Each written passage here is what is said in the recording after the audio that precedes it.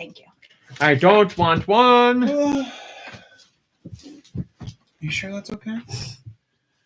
Yeah, it's good. Turn it a little bit. Are we but live? It's good. We are live now. Oh dear. We are live. The socials have been sent. It's happening. Oh. This is what it feels like, huh? To be this is the hot seat. This is what it feels like. Are you good to go? Said a yes. Maybe I should do something here. You know what? I guess I will turn it a little bit. Oh, I told you. Beautiful. Same. Everything's like dry and gross. All right. What are we doing here? Okay.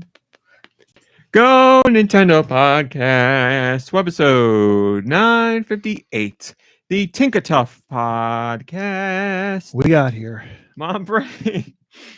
Can you tell us about Tinkatuff, please? Sure. Oh my God. Well, stay out of my What way. the hell? I mean, do we really need a stack of 4,000? Things. You know, this is Play-Dohs? my podcast. We do. Oh. And is this Oh. empty? Yes, It's completely empty. His podcast. Well, Well, I mean, Saw a we great could walk out of here. TikTok Here we- about Come a on. Is that's not a me. seafood buffet. That's fact. What? Oh yeah, let's go. You want to go? Yeah. we'll go. The what? A seafood buffet. Oh. Go ahead. Sushi. Go ahead, get Or your like, diarrhea. Eat your cold, stinky fish. Great. All right. Well, have fun. See ya. Whenever you're ready. You really gonna make me do it? I guess not. This Pokemon will attack groups of Ponard and Bisharp. So it's like the original Odd Couple. Poniard. It's WNIARD. So it's like Poniard Ponyard. and Bisharp, gathering metal from them in order to create a large and sturdy hammer. They're 2 feet tall. They're 130 pounds. Only female. B sharp to A4. The category is guessing. hammer. Abilities include I don't Own- know chess places. I What guess. number? What number is sharp? No, Bishop. B sharp. Oh, B sharp to thinking- A4. I was thinking Battleship. No. Oh, see. anyway. Yeah, but do you call things out in Battleship? Well, you'd say It's like all I about the think grid. you're You just put your pings in and boop. yeah, and then somebody says, "All right, B7," and you go no hit. or Yeah, hit. no, you only call it one. But whatever. But like chess is like blank to blank. Or Yeah, I'm not yeah. smart. I don't know chess. Yeah, anything with a Continue. grid, you can. Yeah. Not the gritty though. Wap-a-pa-beep. The abilities include own tempo, where the Pokemon sticks to its own tempo, preventing it from becoming confused or being affected by intimidate. Okay. Push And- the tempo. Push the tempo. Mold breaker, where the Pokemon's moves are unimpeded by the ability of the target. This Mold is- breaker. yeah. MOLD. Yes. This is the end of the Pokemon section, and I got a booger that's got to come out. Thanks. You guys want to watch? No, thank you, MomBrain. Yeah, if you could record it. So I wasn't aware. Thank you, Retsuza, for posting the photos and the written out thing because somebody's spelling something to me. I'm like a dog. I cannot process it. I can't put the letters together in my head. But Pawniard and Bisharp are pawn and bishop. Now Yeah. I understand. My apologies, oh gracious Lord. MomBrain, Your GoNintendo Podcast Lord. eject. That's not. You can do it right here. No, I was just waiting for introductions. Oh, yeah. MomBrain is here. How are you doing, MomBrain? I got a booger, but otherwise I'm good. Nikki Hill is here. How are you, Nikki? I am. I'm good. I'm here. Happy New Year. And no dude today because he is feeling under the weather.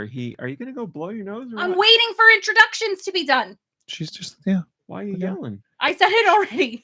I thought you meant like me to introduce you. You've been introduced. Go ahead.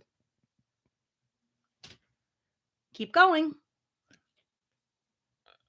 What are you saying? Josh can't speak for himself? Well, no, you're saying that. You're blowing.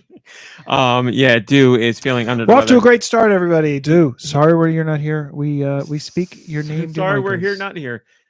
Yes, he's feeling under the weather. He did his community walk Pigment Bloom Community Walk, and I don't know if he was feeling under the weather before that. I believe he was, but the walk just took the last ounce of strength out of the man, so he's not here with us today. But we, as Nicky Hill said, we wish him a speedy recovery, and we speak your name. We wish you a speedy speaker name. Of course, Josh Speedy. Grobot is here.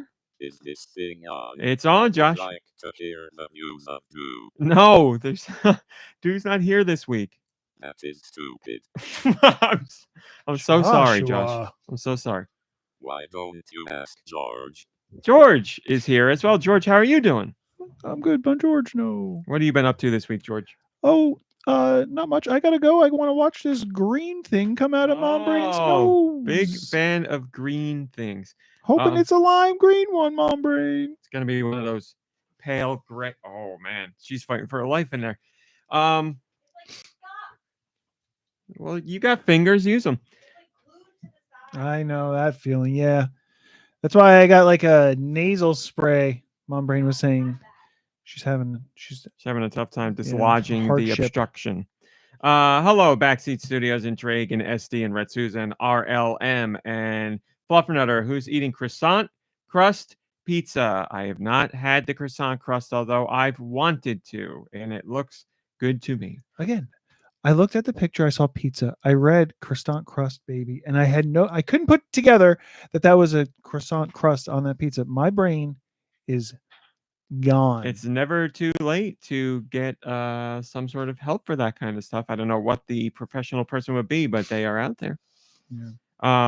Hello, Alternus Liz and Freddie Fro and Radical Defect and SD and whoever else I didn't see. Nico Darunia, hello. Malik Halo, hello. Ice Dilbert, Darmani. Who's who of podcast crew. SD says, hi, Raw Meat Cowboy and Gang. Going to be on the road in a few minutes. We'll be listening in. Have a great show. Well, you have a great drive. Thanks for joining us. I don't know where you're going, but I hope it's somewhere fun. 10 and 2. That's right. 10 Both eyes on the road ahead of you. I hope it's a lovely drive. Hello, Marsboro. Good to see you. I believe we have a question from you today. Marsboro says, Temu equals garbage. I've never purchased from Temu, but I have heard many horror stories about it. So feel free to fill us in on what you purchased. That is garbage if you would like to. It's in reference to Alternus Liz posted about Megadeth's new guitarist. His name is Temu Montessori. Oh, okay. See, look at that. Look at that. I mean, again, so now I look at the spelling of that name and I think to myself, what is that? Is that the new Pokemon for this week? Height, and weight, please. I mean, we already did Pokemon this week. Next week, but if but the Temu Montessori Pokemon, it's a metal type. Oh, clearly. Temu the shop bad. Temu the guitarist good. There you go. Emus scary, says Radical Defect. They can be. I'm not going to disagree with that. I'm more afraid of peacocks, but that's my own thing. You know what I'm really afraid of, and it's the one thing I have to talk about before we get into Patreon stuff. But I want MomBrain to be here for it. How'd it go? How'd the operation go? Successful? I think so, but you sound like you've either overworked yourself today or you're getting a little sick. Really? No, well, if you were cleaning, I think it was because I was just doing my nose. For me, if I'm like cleaning or I use some sort of cleaning product, it like gets in your nose, and then everything that I do smells like it first. But then like I get a little messed up afterwards. I have to like clean it out. Yeah. Well, I did like a saline spritz. So hey, we need this if you're going to talk about boogers. I'm done talking about boogers. You guys. Hi, Kurt Dog. Good to see you. How green was it, MomBrain? It was red. Oh no! All right. That's like a tomato, not a lime. We can talk about farts and diarrhea. It's like an apple, like a red apple. I understand. Was it a red delicious? I want to say all of you, including you, Nicky Hill, are very lucky that we are here today. You're extremely lucky. I think we're all very. Oh my God! Look at Barnaby! Wow, Barnaby in the Dog Island. Oh God! Beautiful. There's something so adorable about. You Barnaby. know what it is? It's the like gray facial hair. No, the it's just everything about Barnaby. He's just the right size. I think Barnaby might be like my dream dog. So well, it's already. I don't it know if already has it's an owner. every image of Barnaby, but definitely this one looks like Barnaby's about to like snort in my face, and I'm here for it. Piper actually did that to me today. Hi, Roth. Is it milk day? What? When she gets like a little bit like overstimulated and is like real fussy, she'll do like a, and she did it to me this morning. Wow. As I was saying, you're all very lucky we're here today because we almost didn't make it yesterday. We were almost abducted. The drones have attacked us. Oh yeah. We were Did driving. you get it on video? Yes. Because I need to see what this actually looks like. But here's the thing. So we were driving home yesterday and we got to our street. And at the beginning of our street, I was like, that's a drone. And I was like, oh my God, I got to get a video because my cousin is always talking about how he sees drones. And I'm like, did you get a video? He's like, no, I was driving, or no, I didn't think of it. And I was like, I can't do the same thing. I have you to also get a have video. the newest tech. But by the time I thought of it, it was already above us, and we have the see-through roof or whatever. But I couldn't get. It wasn't good enough. Then we drove a little bit further down the street, and there was another one flying the exact same direction. I was Now, like, how low? Decently low, much lower than a plane, But obviously. not, I would say like not low enough that like it was like close. I would say, to my eye, very high beach kite level. So decently close. Yeah, like it wouldn't. You know, have been you It's go to hard- the beach and it's you hard see to some of tell. those kites, It's and you're just- like, oh my yeah. God, look at that sucker. The one thing that I had seen myself was way in the. I live near an airport, but way in the shoot birds at the distance, I airport? saw two lights, flying, like in the same direction in the same speed, and then one slowed down, and like they would have bumped. I've seen planes looks like near misses a lot of times because they're all on different flight paths and stuff like that. But like this one was weird, and it was at nighttime, and all I could see was lights, and it was far away. And flight patterns can make things look different and weird, but like they came kind of together and then continued together again. Like it was a weird sequence. But again, I have not seen it. That's what I saw. It was far away, and I see plane lights all the time. When they're coming at you in different angles, they look like a complete different craft. This was vehicle. 100% not a plane. Yeah. The first time I Guaranteed. saw them, it was 3 of them right in a row, which is how I was like, I knew like, I mean, they were close. Right. I was like, there's no way that could be an airplane. When was like, that? It was when actually it was outside looking for Santa Claus when he came to town. So it was Oh, well, that could have been the Santa Claus. Mhm. first week in December.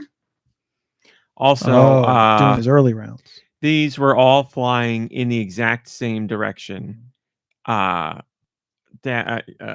perpendicular to our street, and all had the same lights and everything.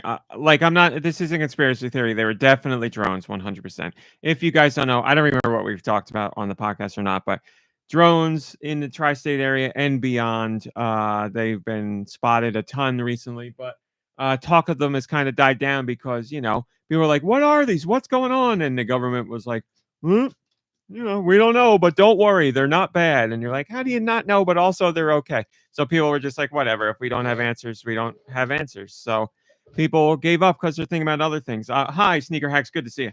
I think people kind of gave up because the holidays passed, New Year's passed, and like nothing happened. So I think people. As in, we haven't been attacked by them. You mean? I mean, So now we just live with them. I think people were maybe expecting that if something bad was going to happen, it was going to happen like right in that exact moment or whatever. So they still see drones flying above, and they're like, "Oh, they're cool. They didn't do anything for a month." I don't know. The other thing is, I'm not going to say they're going to bomb us or anything, but I would like to know what they're doing. There's something, but yeah, but the Plasmoids. The other thing is, I have the Neighbors app from like the Ring Neighbors app, and that was blowing up with people posting videos of like, look at this drone from my backyard, and it like they zoom. You're like, that's a plane. Mm-hmm. Hi, Mark And, Fulu. like, Good to see you. I don't want to be disrespectful, but like there's some people who don't go out and look at the sky, so they don't know what they're looking at. They also see planets and they're like, that star is really bright. That's got to be something. And it's like, well, you've never gone out and taken a moment. Some things should remain a mystery. Oh, all right. Josh, are you behind the drones? I mean, I guess you're related to them somehow. Wouldn't you like to know? What if it was a UFO 50? It's like, not promo? UFO 50 because they don't have that kind of marketing money. That I'm sure of. What about these satellite? Oh, you still have more to talk about. Go ahead. So the second one, unfortunately, there were a whole bunch of trees and it went over towards the highway and I couldn't get it. Then we got to our driveway and I got out of the car, or we were driving to our driveway. And I was like, there's another one. And it was further down the street, but it was definitely same direction, same lights, everything.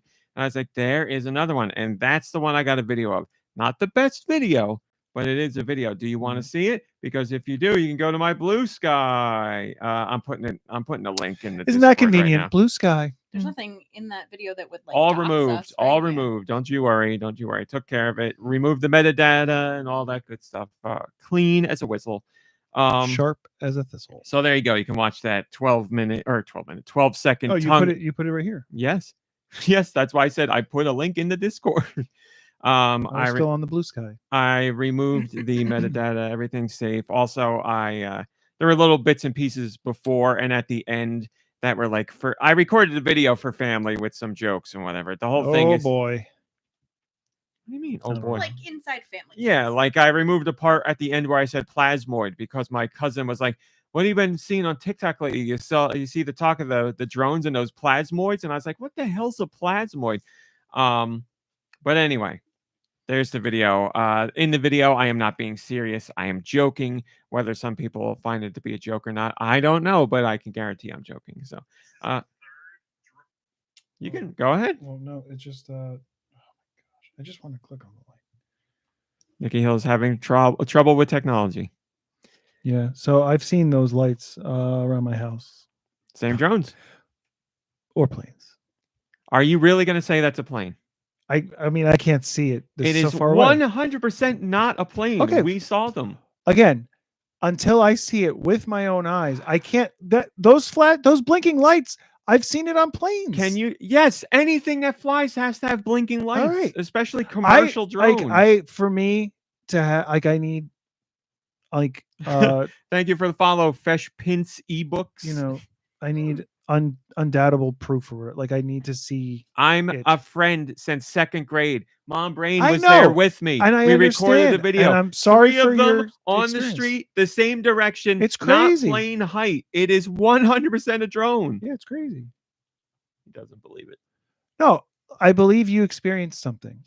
See, this is ridiculous. I just need to see it you for know myself. What I said to myself was, I probably shouldn't talk about this during the podcast because I know Nicky Hill's not gonna believe me. You give him a friendship for decades, video proof, the whole story. Nothing. I'm not nothing.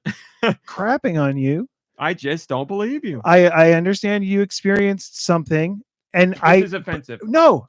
Don't tell me no. It's offensive. It's not offensive. You don't have to believe someone. How can you tell What me it's I not offensive? I'm offended. But what I am saying There is, you go. I'm offended. Like, this is offensive to me. Sure. You took a video of what you experienced. Unfortunately, it doesn't convey what you experienced, and I'm at the same place that I've been. Unfortunately. Do you think it's a drone or a plane? You said it's a drone. No, come on. What is it? Am I talking to No, the government here? I don't know what it is, because what I'm looking at is a light pattern on a flying object. You got it, Mark. That I've seen. Like, I've been staring at these planes in my area. Senator, I asked, do you think it's a plane or a drone? You can't say that off of somebody's video. So you don't think it's a drone? You said it's a drone. I'm going to take your word for it. But I still, for myself, want to see these things firsthand. I thought you had. I saw something driving away from here once on the highway. I'm talking about like at home with your beloved. I'm not going to get into that here. Sally, yes. Sally. Sally was like, I've seen weird. Master, look. No, the thing is every time around my house, every time I've seen something weird or like peculiar, except for those lights that I just talked about, which was again incredibly far away, small pinpoints, and they were moving weird in the sky. Outside of that, I don't know what they were because they were very far away and I didn't see them. Well, The other time that I saw, I thought it was like a line of drones slowly kind of covering an area, like they were going back to some area. Mm-hmm. I followed Mothership. I followed the line. I followed their path. I got under the path and there were planes. Mm-hmm. So that's all I have to go by. Okay. Well, there it is, everybody. I'm sorry, the one that went right over you was like obstructed, or you didn't really. Get a No, good it shot of wasn't. It was very clear. It's just I was like, Well, oh the my god, I gotta problem with record it. The problem with that is the inside of your car has the mood lighting and it's colored, and so like if that's on the video, then people are gonna be like, "What the heck is this?" He was standing outside the car. Oh, you got out of the car to Yeah, take it the was like video? when we were parked. Yes. I thought the first one went He's directly talking over. about the first one. You're talking about the third one. Yes. Yeah, we were driving. The car was moving. I did not get out of the car. Insulting you or saying you're wrong.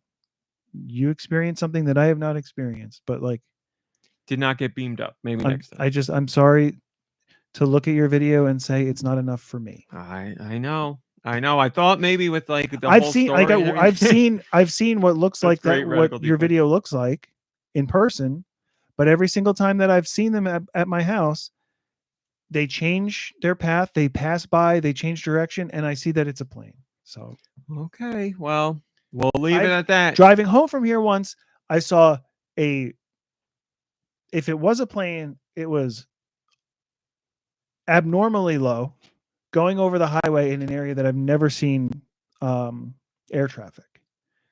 Again, maybe it could have been a helicopter. Like I was like, I saw it and then it went behind trees, and then when I was trying to get farther, it was gone. Whoa, look at that, Red Souza. Some sunbeams there. That's pretty cool. Oh, whoa. Mm. What? I like that. We're turning into a paranormal podcast. This is it. That looks like a gateway. Reminds me of the old college days. Josh, what? Tell us more. What happened in college days? I wasn't there for that. Party animal. Out in the field, yeah, with somebody in the Discord said they saw lights in the field and ended up being a rave. So were you at that rave? That's none of your business. I expected as much. Well, all right. Are we lucky to be here today? I'll let you decide. But we will start every show from now on with our report on the latest drone activity. But yes, hot bit of activity here in New Jersey. Who knows what'll happen from here on out? But I think we're all lucky to be here, and don't want to be here. I mean, my opinion is different from the opinions of everyone at GoNintendo, but I just want to say my heart goes out to all the people in California right now who are. Whoa! What's this pivot? Well, because they're not as lucky as we are. I don't want your like drone disbelief to be pivoted into our support for the people in California. We're all on the same page. No, I think you are, but I just don't want to say that. And yes, two separate topics. End of discussion. It's all a matter of being grateful for being here. That's where it was all connected. Gratitude. We're all connected. You want to restart? You want to restart the podcast? I would love nothing more than the restart, but we're 22 minutes in, so I will know. Everybody stopped listening already. If you want to see any more drone stuff, you're gonna have to get it on Blue Sky because I will not be talking about it on the podcast. I just created a Blue Sky. Congratulations! Put a link in the MomBrain, how much does it cost to join Blue Sky? $0. Not $1. Okay. I mean, it's free. Twitter's Twitter's free. Threads is free. They're all free. They're all free. Figure out how to do that. So I will what? Put a link in the Discord. Probably something up at the top. Radical defect. Yeah, I heard about that too. That's horrible. It's crazy. Yeah, I heard about that too. Hello, Afternoobs. Good to see you. And yes, Nicky Hill, we are in. Well, I'll say I am in agreement. I don't want to throw MomBrain in there, but the people in California. Oh, yeah. I mean, yes, it's heartbreaking and unimaginable. And if the only thing we can offer people is a little bit of a break from brevity, from some of that, I hope that that's enough. take care of each other. Take care of yourself and each other. That's right. We have friends out in California. They're all good. Thankfully, many people aren't good, but some got out of the way of trouble and are safe. Others are hurting, obviously. But yes, serious subject. Our hearts go out to all those impacted by it, and hopefully, if you are no matter who listens to this, hopefully, if you are in that state, you manage to escape unscathed, and your family and friends did as well. But yep, crazy times. It's crazy times in general. Stupid, silly stuff like the drones, and serious stuff like the fires. And man, The drone we're stuff barely might be into this serious, year. but we've yet to see. See I've yet to again. see- Why do I've you yet- want to connect these two things? That's not what I want to do here. Well, you just said it. I You said yeah. silly stuff like the drones. And what did you say? They might be serious, Exactly. but we don't know I don't yet. want to connect the two. Ay. Oh, I'm not. Yeah, all right. I don't know. Silly, serious stuff, and you're like, they could be serious. The maybe serious. God, I can't believe I should have never brought this up ever. I don't think that there's anything alien related to the drones. I don't know what's going on with the drones. The drones do exist and they are flying around here. I'm not talking big conspiracy theories or anything. Just they are here and I don't know what they're doing. That's all there is to it. I was excited that I saw one last night because I was like, finally, we've seen them here. Now we know it from legitimate news reports. I thought you said it like it's been you've and heard pictures or seen and images. something. There is in the news, they have reported that they have been flying over here because of things in the area. I don't want to get specific, but Well, you have to tell me locations. They're checking a specific Oh, yeah. location here. And on top of that, there was a drone downed in the woods right here that there were pictures of, not like, somebody's remote control Right. wiener drone, like a, Wiener serious one. drones? Oscar Mayer's got drones out there now? They gotta keep track on who needs hot dogs. But yes, Are there these- has is been it- legit drone. Are these just all Hims deliveries? Is that what this is? Him's a dumpling? So whatever. This is a mess. We're moving on. Patreon, MomBrain. Did you know that you could join the GoNintendo Patreon For $1. for $1? And if you were on Patreon this week, here's what I talked about. Whoa. I talked about My Hero Academia because I am watching the show and have been for years, but I fell out of watching just everything in general pretty much for a while. But I got back into it big time through walking on the treadmill because that gives me time every day to watch stuff. And part of what I'm watching is My Hero Academia. I just finished up the 4th season and I watched the movie that comes after that season, and I was writing a post. I check in with My Hero Academia on Patreon every once in a while when I've hit like a milestone. And since I finished up the 4th season, I was talking about just how much, since I'm a big superhero fan, I talked about how much this show just really hits all the notes that I want from a superhero show. It's got, over the top villains and really fun fight scenes and things that people are fighting for that really matter, and like moments where you think all hope is lost and things turn around. And, it's a whole bunch of tropes and everything, but there's a reason why good versus evil as a trope still exists, because you can endlessly create compelling stories with that dynamic. And I think My Hero Academia does a really good job. So up through season 4 and the movie, I am really enjoying it. And the movie, I forget what the movie's called. Like 4 seasons and a movie, and they're still in high school? Or Well, it's not really high school. It's like the superhero academy. when do they graduate? I don't know. They're always learning. They so haven't it's always discussed. an opportunity. Obviously, there's like a point when they leave the school, yes, but I don't know that it operates as a traditional high school. It's just you get. I think what happens is you get picked up by like a hero. I forget what they're called, but basically like a hero guild. Like a hero guild will come in and recruit you.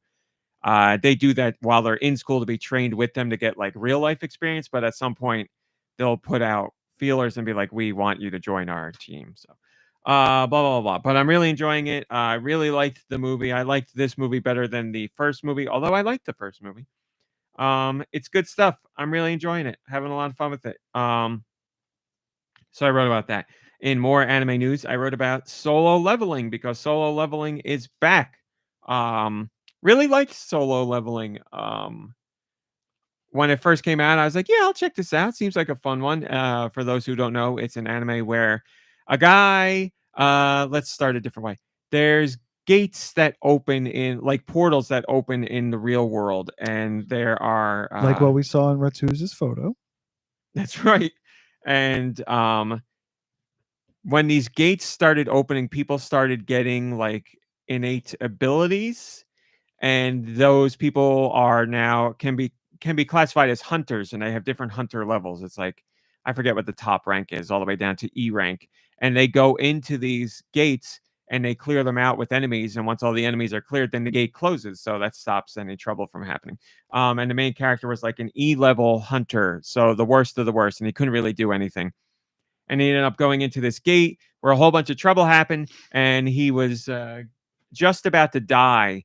And something happened where he had the chance to live on, and now he can see all these like menus that no one else can see, and it's like he's in a video game. So like he can level up and gain experience and access all these items that he carries with him virtually. So it's like he's a video game character, but in the real world, and now he's super duper strong.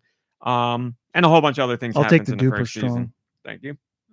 And now the second season just started, and it starts off with them going into a portal that is much more trouble than they expected, and it looks it was a great first episode for the second season. I really enjoyed it. I was like really pumped. Great intro song, which is important to anime, at least for me, and it seems like people that create anime take that stuff seriously as well. So great intro song, great outro song. It was a great first episode back, so I'm happy the show's back. I can't believe it's already been a year since the first season ended, but here we are. Moving on from anime to excuse me, another passion, Raw. MomBrain, we watched Raw, the debut episode of Raw on Netflix, and We sure did. it was quite the spectacle. It was. It was a hell of a first episode. It was more like a premium live event than your typical episode of Raw. And I imagine as the weeks go on, we'll get more into a normal Raw cadence. But with Raw going to Netflix, yeah, you got to do it up big. You got to make it a big event. Yeah. They were in an arena they're not usually in. It was sold out. They had a really cool setup. They did a really interesting intro. They had major matches where big things happened. They kept showing celebrities throughout the night. It just felt like huge. And it was big enough for it to be the #1 TV show on Netflix in the United States, overtaking Squid Game. What were the numbers compared to the Mike Tyson fight? Mike Tyson fight had 20-something million live in the United States, I believe, and Raw first day ended up having 5 million, I think, something like that. So, pretty darn good. They didn't have numbers from like 96 other countries. I know that. Quick question. Yeah. Are they still doing virtual reality stuff from the turnbuckles or whatever? Not from the turnbuckle, no, but they still have you can buy a virtual reality front row seat. So you can watch from home and it looks like you're in the front row. Okay. But no, they very rarely do the turnbuckle camera anymore. Well, it's kind of dangerous, right? It's like right there. Because yes, now they do a thing where the ref wears a camera. So every once in a while they'll cut to, well, it's what like refs in, I believe, the NFL use. Do they have cameras? Some of them have cameras. Yeah, it's like a little tiny camera on their like glasses or whatever, and it gives you their perspective. So yeah, I mean, the only way they could do that, I guess, is if like the turnbuckle head was like acrylic or something. You know, it was like protected in a dome or like built in. A camera was like built into the actual thing. Plus, you know, wrestlers like are touching the turnbuckle and climbing up on the turnbuckle and stuff. So it was causing like, you know, they had to maneuver what they were doing because one of the turnbuckles had the camera on it. Right. And they were avoiding that. So, but anyway, yes, Raw was incredible. I'm very excited to see where it goes from here on out. More people than ever were watching. It was their biggest gate in company history. They have never had a more successful Raw than that one that night. So, big stuff. I went to go look at something on the WWE shop during Raw, and the shop was down. It crashed. I couldn't even get onto it. So, It's quite popular. Did you say that all other media is cooked because Raw did so well? No, right? Legacy media will always continue. There's always old people who fall asleep in front of the TV when CBS is on, and they go through, CSI. So I'm sure there's a CSI still around. There's Matlock, and there's Watson, and Which is Watson? Watson is a new show, and I haven't watched it, but I believe it's a modern day Watson. He doesn't need Sherlock; it's just Watson on his own. They within a couple of years ago, they had another Sherlock. Right? It was like, I believe that might still be on. oh boy, I'm not positive, but yes, that was a Lady Sherlock is all I know. Asian Lady Sherlock. And I'm not complaining. I'm just saying that's what it was. I forget the actress's name. Otherwise, I would say. And then the other actor, like the Scottish, is he Scottish or Irish? Or I the don't train spotting guy. remember. What's his name? Yes, I know who you're talking about. But anyway, Raw was fun. Very excited to see where it goes from here. I talked about the Joe Schmo show, which I had no idea was coming back, but I learned of thanks to TikTok, which I guess I better get my fill because it's not looking good in the next 11 days. But that's a story for another day. Less, right? What are we on? Today's the 11th. So It's the 19th. 8 days. 8. Yeah. You're right there. I'm not good at math or comprehension. 8 plus 11 would be 19, and that's the day. You did it. We got there, folks. We got there. So I talked about Joe Schmo show. If you don't know what the Joe Schmo show is, say it 5 times, please. Yeah, that's tough. It was a reality show back in the day where everybody on the reality show was an actor except for one person. You're presented as your standard competition reality show where somebody's going to win money. But again, one person had no idea that everybody else around them was an actor. So it was like the Truman Show, basically, except a reality competition. And it was a phenomenal show because you got to see the actors playing their parts, but also the interviews with them where they talked about, how they were forming legitimate relationships with Joe, whatever his name was, I don't remember, and how that changed as the show went on. And then you also got to see the part of production where they were worried the guy was catching on and things didn't go as planned, and they had to fix stuff on the fly and call audibles. It was really interesting. If you watch Jury Duty, which is very recent, that's basically what it was, but not in a courtroom setting. It was just a reality TV show setting. So Joe Schmo show is coming back. It's going to be on TBS, I believe, the 21st. There's a trailer out there you can watch on YouTube. But I'm incredibly excited because I loved the Joe Schmo show. I still say it is one of the shining beacons of what reality TV can be. It was a really special show. And Jury Duty was fantastic as well. So if you liked Jury Duty, if this Joe Schmo show does the original justice, then you should like this version as well. But we'll all find out together. Mama Pantone is in Jury Duty. Yeah. So go watch the trailer for that. I think you can find most of the original show on YouTube too. If you were, what was it originally aired on? Like an NBC? Spike. Wow. It's a Spike TV show. Yes. Which oddly enough is where Raw aired for a couple of years. And that's back when it was TNN. They bridged the TNN to Spike Gap, and then Spike is Spike's not around, right? Just gone, and nothing took it over, right? It got acquired at some point, but I don't know what happened to it after that. Probably got acquired again and again. I also talked about headsets for gaming because my 6-year-old gaming headset started to lose it a little bit. It was getting staticky when I was talking, and one of the earpieces wasn't working. It's old. I use it almost every day, at least multiple times a week for sure. And it's plugged and unplugged and moved around and arm flipped up and arm flipped down, wear and tear. But it's a $40 headset from Turtle Beach. You put in a lot of great time. So I was like, I like this headset. And I just rebought the same one, because I'm a very cheap man. And I was like, I don't want to spend. I didn't even want to spend $40 on a headset, but I'm using it. And B, I know there are other really great options out there, but again, this one worked, so I was like, I'll just go with this. And then my current headset, the one that was going to be replaced, I found a spot where I can put the mic where it still works and it's not flipped down all the way.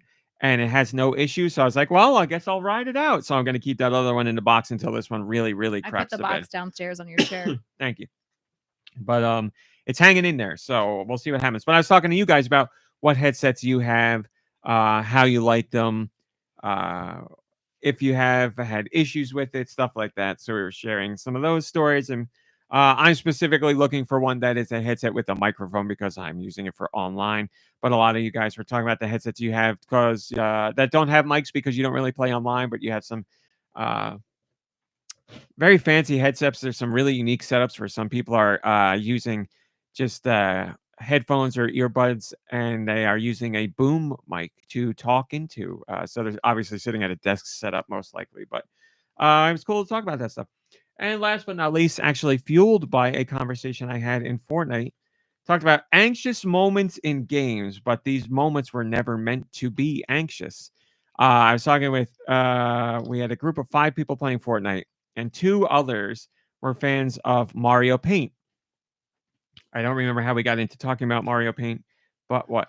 I am curious to see where this goes. Yeah, I don't remember how we started talking about Mario Paint, but we were talking about how we used to play it, and we were reminiscing about just our friend Adam was saying, like, I really miss those days where it was like, the weekend and you were a kid and you were bored and you had nothing really to do. And he's like, I used to put on like Mario Paint and draw or make an animation. And he's like, I really miss those days and the feeling of those days. Just like literally nothing to do. You're a kid, you're bored, and you just get lost in something like Mario Paint. And another, so I was singing some of the music from Mario Paint because I was like, that game has a great soundtrack. And we were talking about the different songs, and they were asking me to sing a whole bunch of others. And then I was like, I can't do the robot save song because that's too hard to do with your voice. I was like, I can do a couple pieces of it. And I did that. And then I brought it up on my phone to hear the actual version. And one of the friends we were playing with was like, yep, I remember that song because I think it was the beginning of my anxiety in life. It's a song that made them anxious, but it's not meant to be an anxiety inducing song. It's just like a funky kind of dance song, but you hear it for 99 seconds because that's how long it takes for your animation or whatever to save. There's a robot, counts down, you see like balls flying through tubes and the countdown timer on the robot, and you get this interesting song. I really liked it, but he said that song used to make him anxious. I was like, I can get it. It didn't make me anxious, but I understand what you're saying. I can see how that might be. And I was like, that's a fun idea for a Patreon. So I went in to talk about things that made you guys anxious in games, but again, they were never designed to make you anxious. And I have not read your answers yet because that was last night. So I will read them today and get back to it. And you can see what else happens on Patreon for $1 if you'd like to. As always. So thank you for your support. For $1. And thank you, Billy. Thank you for your support over there. And I have something to say about support in general. Just let me take a sip of water. Support, as I mentioned a couple weeks ago or last week, for GoNintendo is always good, but it's been extra great lately. The hype is there for Switch 2 and all that stuff. So lots of rumors and discussion flying around. I always try and do my best to cover whatever's going on in the world of Nintendo, and that goes for the news staff as well. They do the same. So we've been seeing a ton of support, and I wanted to thank you guys again for all of that. It's very much appreciated. It is recognized. I do notice it's going on in 6 days alone on social media, just one platform, X. We had over 2.6 million impressions in less than a week's time. So thank you very much. And I haven't done a deep dive into the other social media platforms, but I know on Blue Sky, things are moving on Blue Sky. I'm surprised with how much traction because we have a fraction of the audience over there because obviously, I've been on Twitter the longest. But I said there's the official GoNintendo Blue Sky account, and then there's a fan account. I don't care what one you follow. They're all taking the GoNintendo's news, so it's fine by me. Yeah, I was snooping through now that I'm on Blue Sky with a personal account again. There is an official GoNintendo Blue Sky account. You can get the link on GoNintendo, but there's my personal account as well. But I was just snooping around because I was like, I'll follow GoNintendo on Blue Sky. Why not? And I was looking at the traction on some of the things, and I was like, wow, that's more than I thought would be going on here. So thank you for that support. It's very much appreciated. I am also excited about the Switch 2, and I'm having a lot of fun covering the rumors because a lot of them seem like they're pretty darn true. Wait, there's a new Switch coming out? Yes, Nintendo did confirm that there is a successor, but they have not officially revealed any details. But boy, oh boy, this week brought us some stuff, and that's the perfect segue possible to bring us into the news section. So, MomBrain, thank you. We'll go right into that. Alternate Liz just messaged me and said leakers have been going nuts. I agree. We're going to try, and I'm going to start. We're going to do a whole big leak rumor section on Switch 2 and get all of that lumped into one thing, and then we'll backtrack on the other stuff. What other stories happened this week? But yes, the lion's share of discussion this week has been about Switch 2 rumors. Oh, perfect.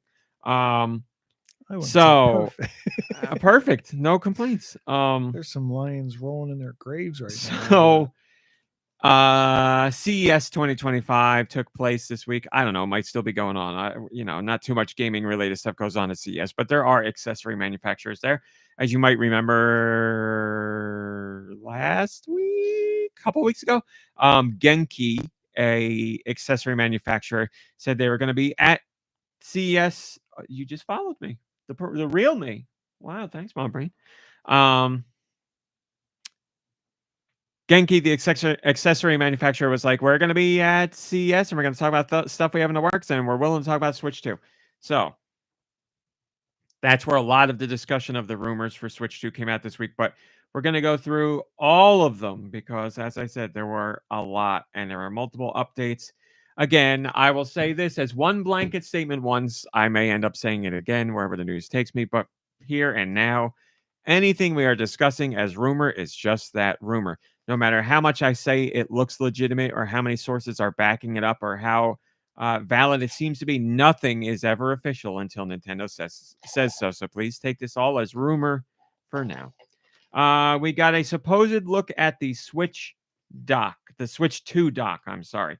And it matches up with everything else we've seen. It certainly looks legit to me. Pretty much it looks like a Switch dock, but a bit more rounded and some different vents and stuff. But the real thing worth pointing out there is that it uses a 60-watt charger, which is something else we've heard in other rumors. I don't remember what the Switch charger is, but I believe it's like 12 or 13 or something like that. Big change in that. We are also hearing that the Switch, I don't remember if it's a Switch dock.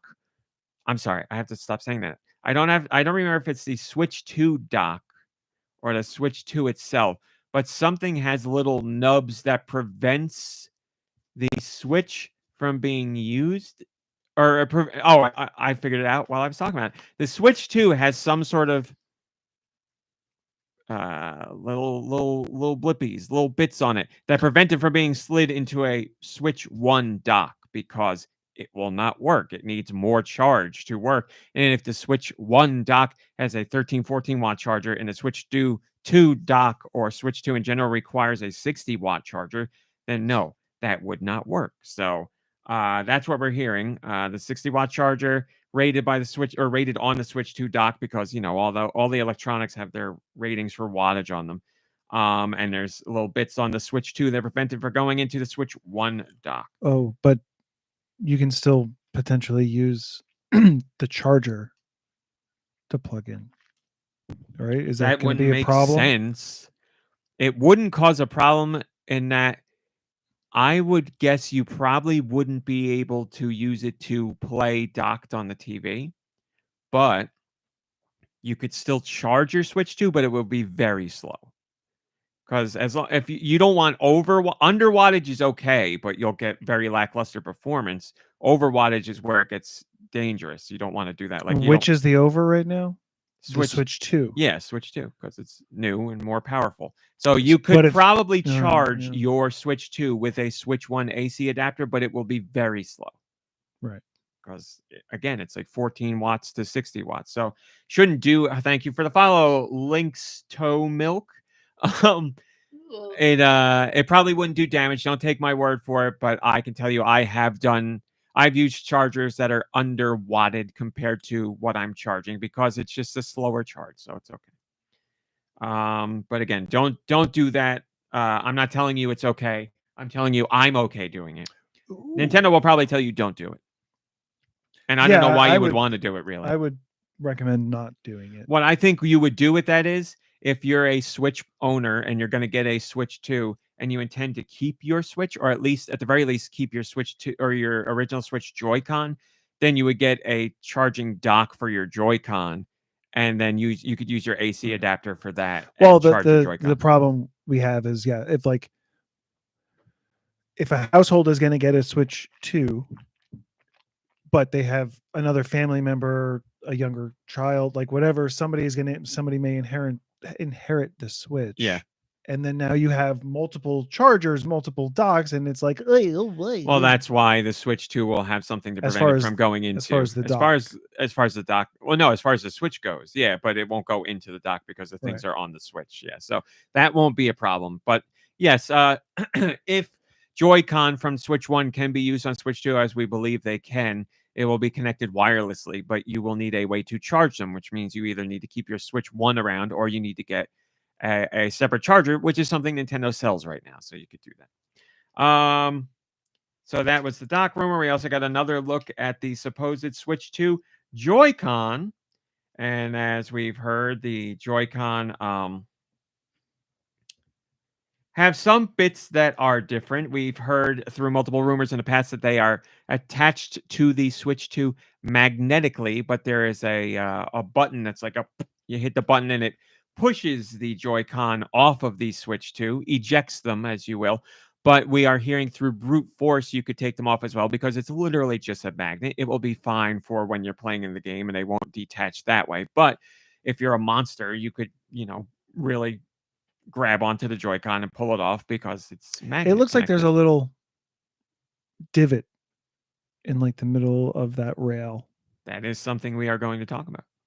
We're talking about the same thing. That's not something that like grabs. No, there is like I said, you can see at the top of the Joy-Con, if you look at that picture there, there's that little like circular, this one, that little circular peg, that would be that pushes the Joy-Con like out. But the other thing that is below that, so you have that little peg, you have the SL button, then you have a circular or a square hole with a little lens in it before the Joy-Con connector. Oh, that's a lens. The rumor is that is some sort of optical eye. That is some sort of sensor akin to what would be on a mouse. So it's been a rumor that's been around for a while. This will be some sort of optical sensor to be used as a mouse, whether you would do it through another accessory that you put the Joy-Con into, or you could just put it down to use it like some sort of mouse. Again, rumors, but some sort of mouse-ish technology there. How that will be used, who knows? It's Nintendo, but they've done weird stuff before. So, but it could, could it potentially be like some sort of oh my god, what am I trying to say? Got transported. Oh my gosh. Well, wait. Hello, Thriller. That doesn't help. Optical. That was the word we said multiple times. Communication between the controller and the Switch. Hi, Solomon Sterling. The controller and the Switch. Like you what detach would you need that it, for? you detach it, and now you're communicating Bluetooth wirelessly, which is what the Switch does now. But if it's attached, it doesn't need to, and maybe it doesn't use as much energy or something. I don't know. No, because only one Joy-Con has it. Well, that's not going to work then, is it? That's correct. Hello, Tall Show. Good to see you. It'll be great Hello, if like you put that if controller under the television and that works as like your sensor bar. Point that back at you. Sure, but then you are losing one controller. Yeah, but and like that's why it has to be some sort of control method if that is legitimate for the controller. Because, but again, if it's a control method, it's the same as the IR sensor on the Switch now. That's only one. I'm just listen. Okay. Only one controller has it, so only one person or like whatever can do the IR control. Yes. And in this case, again, only one controller has it. So then, like, you're still limiting yourself. I don't know. Yes, but you would at least be playing with it rather than like it just sitting there staring at you. Like you would be doing something with it. If they needed some sort of sensor, the sensor bar it's not like the sensor bar in the Wii was expensive. Like they would put that in a box if that's what it was. It's extra pennies to the dollar. So that's what it looks like to me. And that is what the rumors are of it. But again, they are just rumors. That would be exciting because I would like to have some sort of mouse functionality. I think that would be fun and could be used for all kinds of ideas and games. And it goes full circle back to Mario Paint, as we were talking about. Maybe Switch 2 could finally give us a brand new Mario Paint. Or think of like if they did Mario Maker 3, how much easier it would be to do all of that stuff with a mouse control. Mario Maker on the 3DS was much, or on the Wii U and the 3DS was much easier to do because you had the screen there that you could just touch to do that stuff on. And playing Mario Maker, 2 on the Switch through the touchscreen is a lot easier than playing it docked. So who knows? There's a whole bunch of ideas, but again, all rumored for now. Continuing on with rumors. Highly unlikely wants to apologize for having to nap during the podcast, but wants to say hi, and he's here in spirit. Oh my God, nap away. I took a nap earlier today. I got up at, 11, and I shoveled the driveway, and I did my Pikmin Bloom walk last night, and I was at the community day walk, and I was like, I need a nap. I'm too tired, so I took a nap. I'm an old man now. I need naps. That's the way it goes. I hate it with a passion, but my body shuts down. My body is not ready. Continuing on back to Genki, which is where a whole bunch of this stuff came from at CES. Genki had a video that they released of their products that they are making for the Switch 2. They had a booklet that they put out, so they have a wireless Joy-Con charger. It's like, like a pad. You put your Joy-Cons down on and they charge up. They have wireless Pro controllers for the Switch 2 that they're doing. They have wireless Joy-Con for the Switch 2, so they have their own third-party solution. All that good stuff. That's all the stuff that they're planning. They also brought a dummy unit of the Switch 2 with them to CES, so you could go with a 3D print. You could go hands-on with a 3D printed Switch 2 at CES, just to, see screen dimensions and get a feel for it and see how it is different from the Switch 2, or different from the original Switch. You can see videos of that. As I said, they put out a fancy video animation showing off the Switch 2 and some of the products that they're working on, blah, blah, blah, blah, blah, blah, blah. So you can go see all that if you want to. Moving on from there.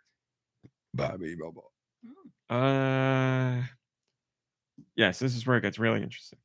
Well, one of the things I want to say though, there's all those images. There's like a catalog, and it's the first time that I ever looked at abbreviations, but NS2 just like sounds so official. Nintendo Switch 2. It just seems so much like sharper, cooler, like edgier. That's whatever. That's what Genki was putting in their book. Whether that is something that actually ends up being used or said, I don't know. If it is the Switch 2, then that's what we can call it. We could call it the NS2. I don't know how many people really call it the Nintendo Switch, but you could go NS2, sure. What do they call it? I think NS2 the sounds Switch. cool. Yeah. They call it the Switch. Yeah. I think that calling it NS2 might help people who aren't so much in the know differentiate it from like Switch 2. Switch 2 is so self-explanatory. Yeah, I guess. Listen, when it comes out, NS2 is actually it's like 3 syllables, right? To say each. Yes. It's a little more work, but it just flows. And it's if that's what you want to say, you say it. If it is called the Switch 2, it's made by Nintendo, you call it that. Like some people said the SNES, some people said the Super Nintendo, some people said the NES, some people said the Nintendo Entertainment System. So whatever you want. We just called it Nintendo then. A lot of people still call it the Nintendo. And that, for me, is a personal gripe. That bothers me because it's not. Nintendo's the company name. Right. But we've seen that happen before. What? Kleenex? Handmade Kleenex? That's Band-Aid. A company name. Band-Aid? That's a company name. So Xerox. All right. As I said, this is where things get really interesting. So Genki had all this stuff coming out at CES. And then the shovel hit the fan. Because people are like, how are they showing this stuff? Because Nintendo doesn't want that out there. Nintendo didn't officially reveal the Switch 2 yet. So how is this happening? And Genki is a third-party accessory manufacturer that doesn't have an NDA with Nintendo. So if they were to become privy to information they could share it because they don't have any deal signed with Nintendo saying that they can't. Is it a little shady? Sure, but legally standing, it's fine. They didn't do anything. How do they not have some sort of like they're getting information from Nintendo so that they have specs? They are and not stuff. getting. They have nothing from Nintendo. So how are they making things without having specs or information? Well, let me tell you the story because it's a very interesting one. So, as all this CES stuff was coming out, there were multiple reports with Genki saying like they had reps related to Genki were saying we have hands-on with the Switch 2. Obviously, we didn't bring it to the show. We did a 3D printed dummy for you, blah, blah, all that stuff. There was this Japanese outlet where they're like, something's not sitting right with us. So they went to go talk to Genki at CES. And a company rep, I want to make sure I don't mince words here. And we're sure it's Genki, not Genki, right? I don't know. Okay. Say however you want. Genki said, so they talked to Sankei, the Japanese outlet, talked to Genki, and a company rep for Genki said, quote, videos and images are not official. No, I'm sorry. I got that wrong. I apologize. Sankei reached out to Nintendo and be like, hey, what's going on with all this stuff here at CES? And Nintendo said, quote, videos and images are not official. So Nintendo was saying, hey, that stuff you're seeing at CES, that's not official. But Genki made that very clear that it was not official stuff. But Nintendo's kind of being like, don't trust any of the stuff you're seeing because we're not showing it. It's not official. But Nintendo usually says, I've been covering Nintendo for 20 plus years. Nintendo almost always says we can neither confirm nor deny. Or they will say this is incorrect. This is like they will be like, this is flat out wrong. And all they said were videos and images are not official, which is enough wiggle room to be like, we didn't officially show it. Don't trust it. But also, we don't want to be like, that's wrong because it's kind of not wrong. Right. But that set off a whole bunch of different stuff that happened from there. Because Genki came out after that, and they were talking about all the stuff that happened. They're sending out videos of them hanging out with Miyamoto now. Well, they were like, they originally said, as I said to you, they're like, we got hands-on with the Switch 2 and all this stuff. GameSpark,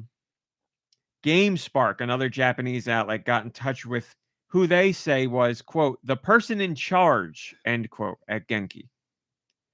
And they were talking to him, and they're like, what's going on here? Because you guys got all this stuff. And then Nintendo's like, none of that's official. And I think Genki was like, oh my God, this went way further than we thought it should have. And the person in charge, quote unquote, said that the Switch 2 dummy that they brought with them to CES was built based on leaked information from the industry. And the head of the company said, we have not actually seen a Switch 2. So here's let me continue. There's more to it. CNET in Japan spoke to Nintendo, and Nintendo said, quote, the gaming hardware that Genki presented as Nintendo hardware at CES is unofficial. It was not provided to the company by us. And Nintendo's like, let me make this clear. We didn't talk to this company. Anything they're showing, they did on their own. We didn't talk to them at all. They didn't bring anything from us. So we all expected that, but it seems like Genki was a little disingenuous with how they were phrasing things at first, because my understanding is they didn't realize how big things would get, which I will say is really dumb. I don't know how you don't think that would have happened, but now they're like, oh my God, this is getting some real traction. And I know especially today, because legally, like if they had stuff and they weren't allowed to talk about it, yes, they'd get in like so much trouble. Yeah. So how could they not? Right. Also, what kind of business model is it to be developed? I mean, they can develop things that have flexibility. It's not like the official thing. And it's like, once we get the official thing, we can change our specs and pump them out. Like, that's part of the story here, which I learned about because I was wondering the same things, because obviously they have products in the making, and multiple accessory manufacturers, not just Genki, multiple were saying we have Switch 2 products in the works. Like they're being made now, and we're we are operating with the understanding that Switch 2 is coming out late March, early April. That's like they were saying our products are coming out then. That is our understanding of what's going on here. So, and that's all the Floodgates are companies open. that aren't officially attached to Nintendo because they wouldn't be able to say anything then. There's plenty of third parties who do this stuff and put out their own stuff. And as Nicky Hill is saying, how are they doing this? Because they don't have NDAs with Nintendo, so they don't have hands-on with the hardware. So apparently in accessories, peripheral industries, this is pretty common practice. There are a handful of companies that get in touch with whatever. It's Nintendo in this case, but a hardware manufacturer, whatever. And they sign NDAs, and Nintendo or whatever the company is like, okay, here's the thing, here's the specs, here's what's going on.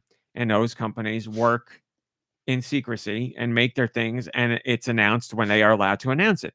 But as with any company, there's going to be people in the company who leak that information, and they leak it to friends in the industry, and they're like, hey, this is the stuff They we leak got it the to their legit stuff. nephews. I was just going to say that to their nephew. And then those other Or peripheral nieces, I accessory guess. manufacturers are like, okay, this is my source. I trust this source. I've used them a million times. I've used them many times before. And we're going to go ahead and make our stuff because I know these numbers are valid, or I know this data is valid. So apparently, again, this happens very, very often in this kind of industry. So what I think is happening here is Genki's stuff is legit. It got more attention than they were expecting, which I think is stupid that they didn't think that would happen. Nintendo stepping in to be like, hey, that's not official, but they're not being like, this is wrong and incorrect because it's not. So everybody's living in the ether right now in the what's that place in heaven? Purgatory? Not in heaven, purgatory. So everybody's like the edges are blurred, the lines are blurred, where everybody's like, Nintendo's like, oh, we can't say they did stuff that is true because it's not official, but and then Genki's like, we can't say all this because we're gonna get in trouble. And so I think what you're seeing is legit, and it's just Nintendo isn't ready to announce the system yet, and Genki can't go any further. And Genki's like, "Oh crap, this is huge. We gotta say something here." So they're like, "We don't have a Switch 2. I don't know what you're talking about." But again, they're not the only accessory manufacturer who has already said, like, "Here's our stuff," and open up pages to put in your emails to be like, "We'll let you know when it's live to pre-order." So I would say a lot of people have said like, "Oh, well, this blows everything up, and now everything's wrong." I don't think that to be the case at all. I think what we've seen pretty much more or less as far as the size of the system and the screen size and the features of the Joy-Con and the button on the front, the C button that we know is there. I would say all of that is legit. So That's just me speaking though. when it comes to the peripherals, yeah, they don't need to have an actual product. Yeah, they just need numbers. They just need a document that has the numbers, and they can manufacture things off of that. So yeah, I guess it's possible that the unit that they're showing off it wasn't functioning, so that could have been. They probably, if I'm guessing that none of that happened, they probably just an insider, who went to whatever. But they had the video, right? No, there's no video. There's a video of a Switch. That is not a real video. Anything you see in a video is a 3D render or a 3D printed unit, and we have not seen any official video of the Switch 2. No, but I thought it was a mock-up or whatever. Yeah, if you see a physical printed version of the Switch 2, that is based on. Genki's saying they don't have a Switch 2. Yeah, they're saying Genki in this story said that is built off of industry leaked information. Right. So, but again, as we're both saying, these companies aren't going to manufacture products based on numbers that they don't fully believe in, because that's going to be hundreds of thousands, if not millions of dollars lost. You're not going to do that. Right.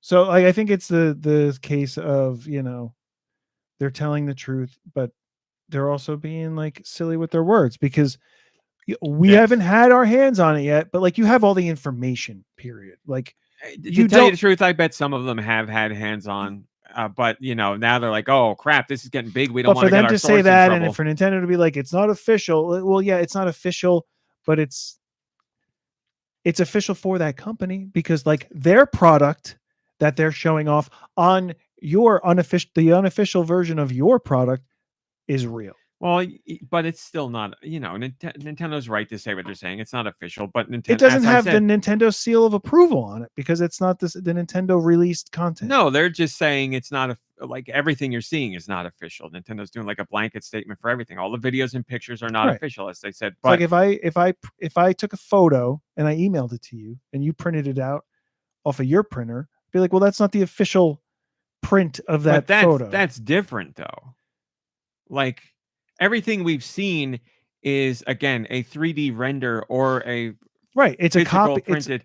But if it's a copied, if it's a mock-up version of the Nintendo thing, it's not official. Yeah. Even if every single thing about it matches. Yes. Because it's not released from Nintendo. Yes, but if somebody took a picture of the Switch 2 and then put that picture online, that is official, just unofficially released, but it's still the official hardware. But Nintendo can still say that's not official because that's not them releasing it. That's not. See, if Nintendo said that's not official, I would take issue with that because I would say the wording would have to be that's not an official picture of the hardware because they don't want to say that is official hardware. Here they can say that because it's clearly not official. But if Nintendo was like, but then again, Nintendo's lied in the past where they're like, DS Lite, what are you talking about? And then the next day they're like, oh, here it is. So who knows? Here's the other thing. Also, though, like if it's a mock-up or like an early version of it, it's still not the official thing because it's not like the final product. The final to market product. The other thing is like a lot of people are like, Nintendo's got to be losing their minds over this. Nintendo's got to be going crazy about this.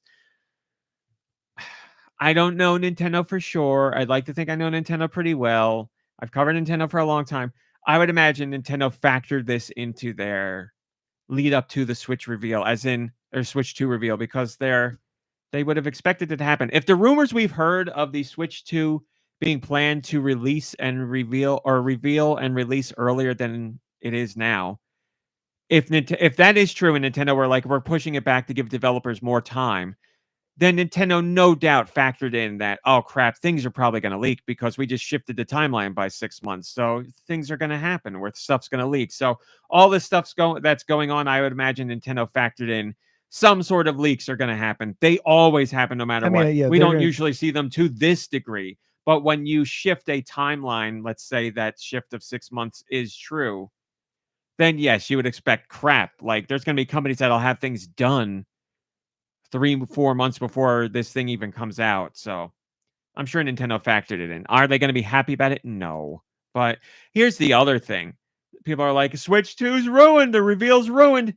You're talking about the mega dorks of the internet like me and you guys. And I mean it as a compliment. We're like, oh my God, look at all this stuff. Nintendo's got the doors blown open here. This is insane. But like, that's not the general public to some degree it is. But like, look at the Switch. It sells, what are we at? 135 million units? I don't know. You're talking about like, I'm being generous. 5 million of those units is going to go to the super dorks that are paying attention to this kind of stuff. Like, I think that's way overestimated. We're talking about video games are huge, but the people that are going online every day to be like, what are the Switch 2 leaks and looking at all this stuff, that's a much, much, much smaller piece of the pie. So it is what it is.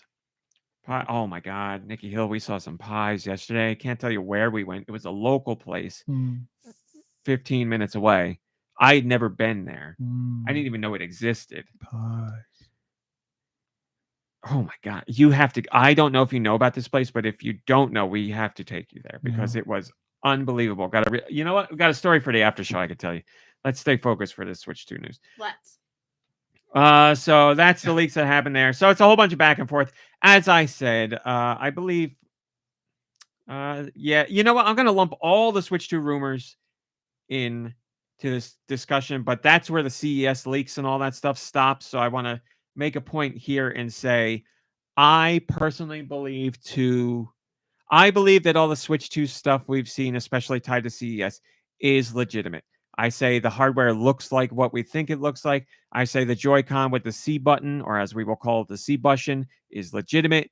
I think that optical sensor, I'm going to say I believe that to be there. I'm a little more iffy on that, but I'm still confident enough to say that I believe that is there. Yes. So that's where my knowledge ends. I know the motherboard information is out there. I also believe that to be true, but I'm not technologically knowledgeable or informed enough to tell you if that's legitimate or not. But I believe the motherboard issue to be, or the motherboard pictures to be legitimate as well. So that's where I'm at. But again, the cookie button, I wish, Tentavision, that would be amazing. That's where I'm at. But honestly, I have to tell you, all hardware leaks before launch to some degree. And this is, I would say, the biggest leak I can think of, not just as far as Nintendo goes, but as far as gaming hardware goes. I can't think of anything to this degree where it's happened. And we'll see if it's all legit very soon. But I have to tell you, it's been a lot of fun. It hasn't been fun covering it because I'm constantly nervous that something's going to pop up. But it's just been fun because I think a lot of people have hit the point where they're like, yes, everybody's like, come on, Nintendo, reveal this thing. But it's building like excitement to a level we don't usually get to because we don't usually know this much at this point. And here's the other thing. It's wild in a sense that we think we know so much about the hardware, but we know so little about the software. Just this week, we had like our first real leak of potential software for the system. So that's where a system's lifeblood is the software. So it's crazy that one side of it has leaked so much and the other side really hasn't. This week, we do have something, which I'm going to talk about in a minute. Radical Defect says, I just hope we can buy these stupid things when they're announced. Oh, that is my fear, Radical Defect. I am very nervous. I mean, getting pre-orders for systems now is crazy. I was so nervous about the PS5 and it's a pain in the ass. And I have nightmares about missing out on pre-orders of the Switch 2 when they go live. And we'll see what happens. But this right now, it's, as a fan, it's fun. I think this stuff is fun. Sorry, I'm talking so much. I need sips of water. I'm parched. As I said, that's not all for Switch rumors this week. There have been other rumors. Let me scroll back down to make sure I hit everything. We did the doc. We did that. That's for later. That's for later. Yes, a French retailer added listings for Switch 2. So they had, how many was it? If memory serves me correctly, it was 4 dummy listings. Oh, no, 5 separate dummy listings for the Switch 2. It was NSW2 in a retailer. The retailer was FNAC, a huge French retailer. Think of them as like, got it. You know. I get it. And then next it could be New Switch Wii U. Wii, because it's French. I get it. Yes. Wii. New Switch Wii. So this wasn't their forward-facing customer retail site. It was their internal portal. Added listings for the Switch 2.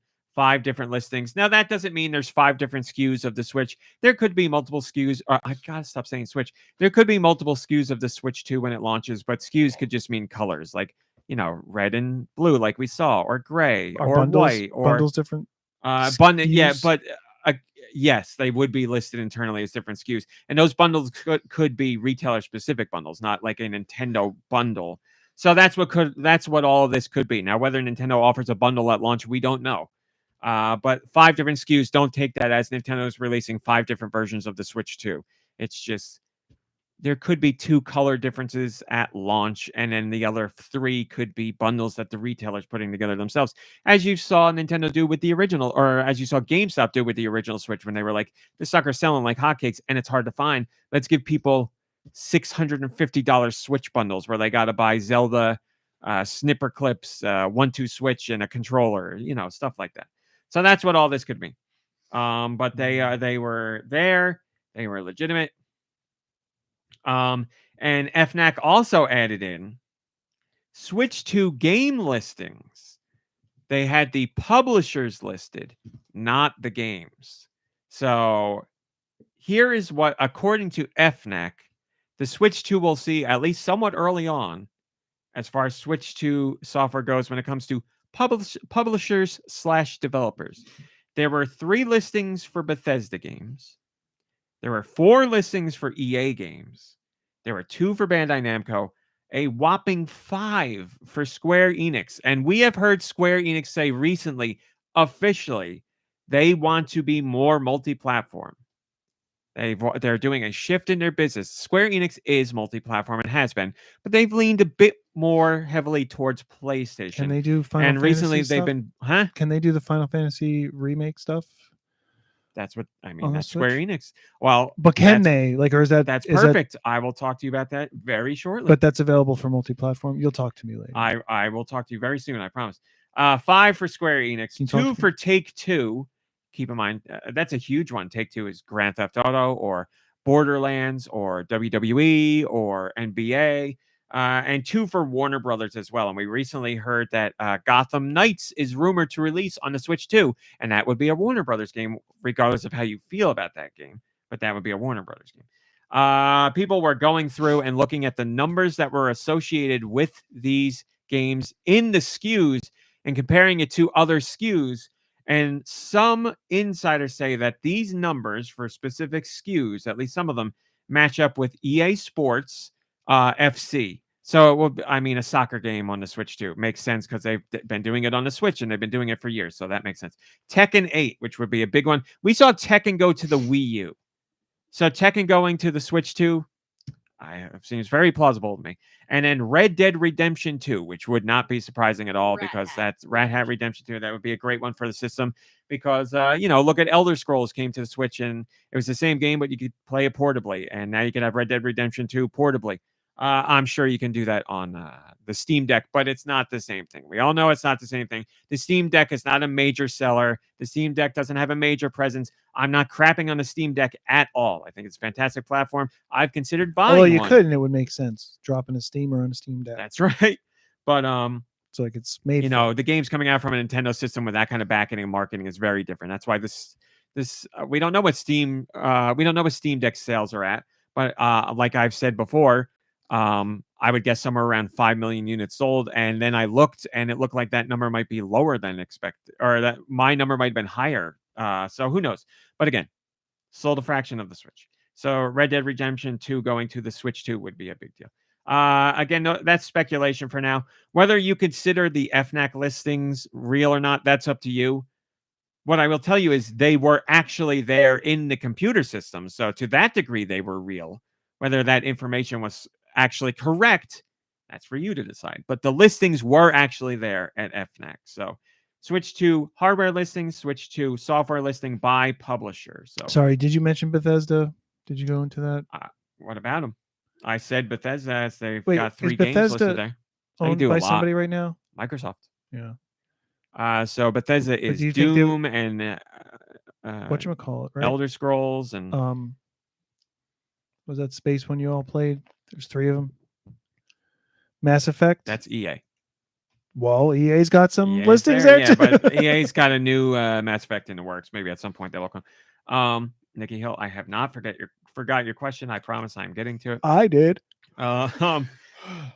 Because just yesterday,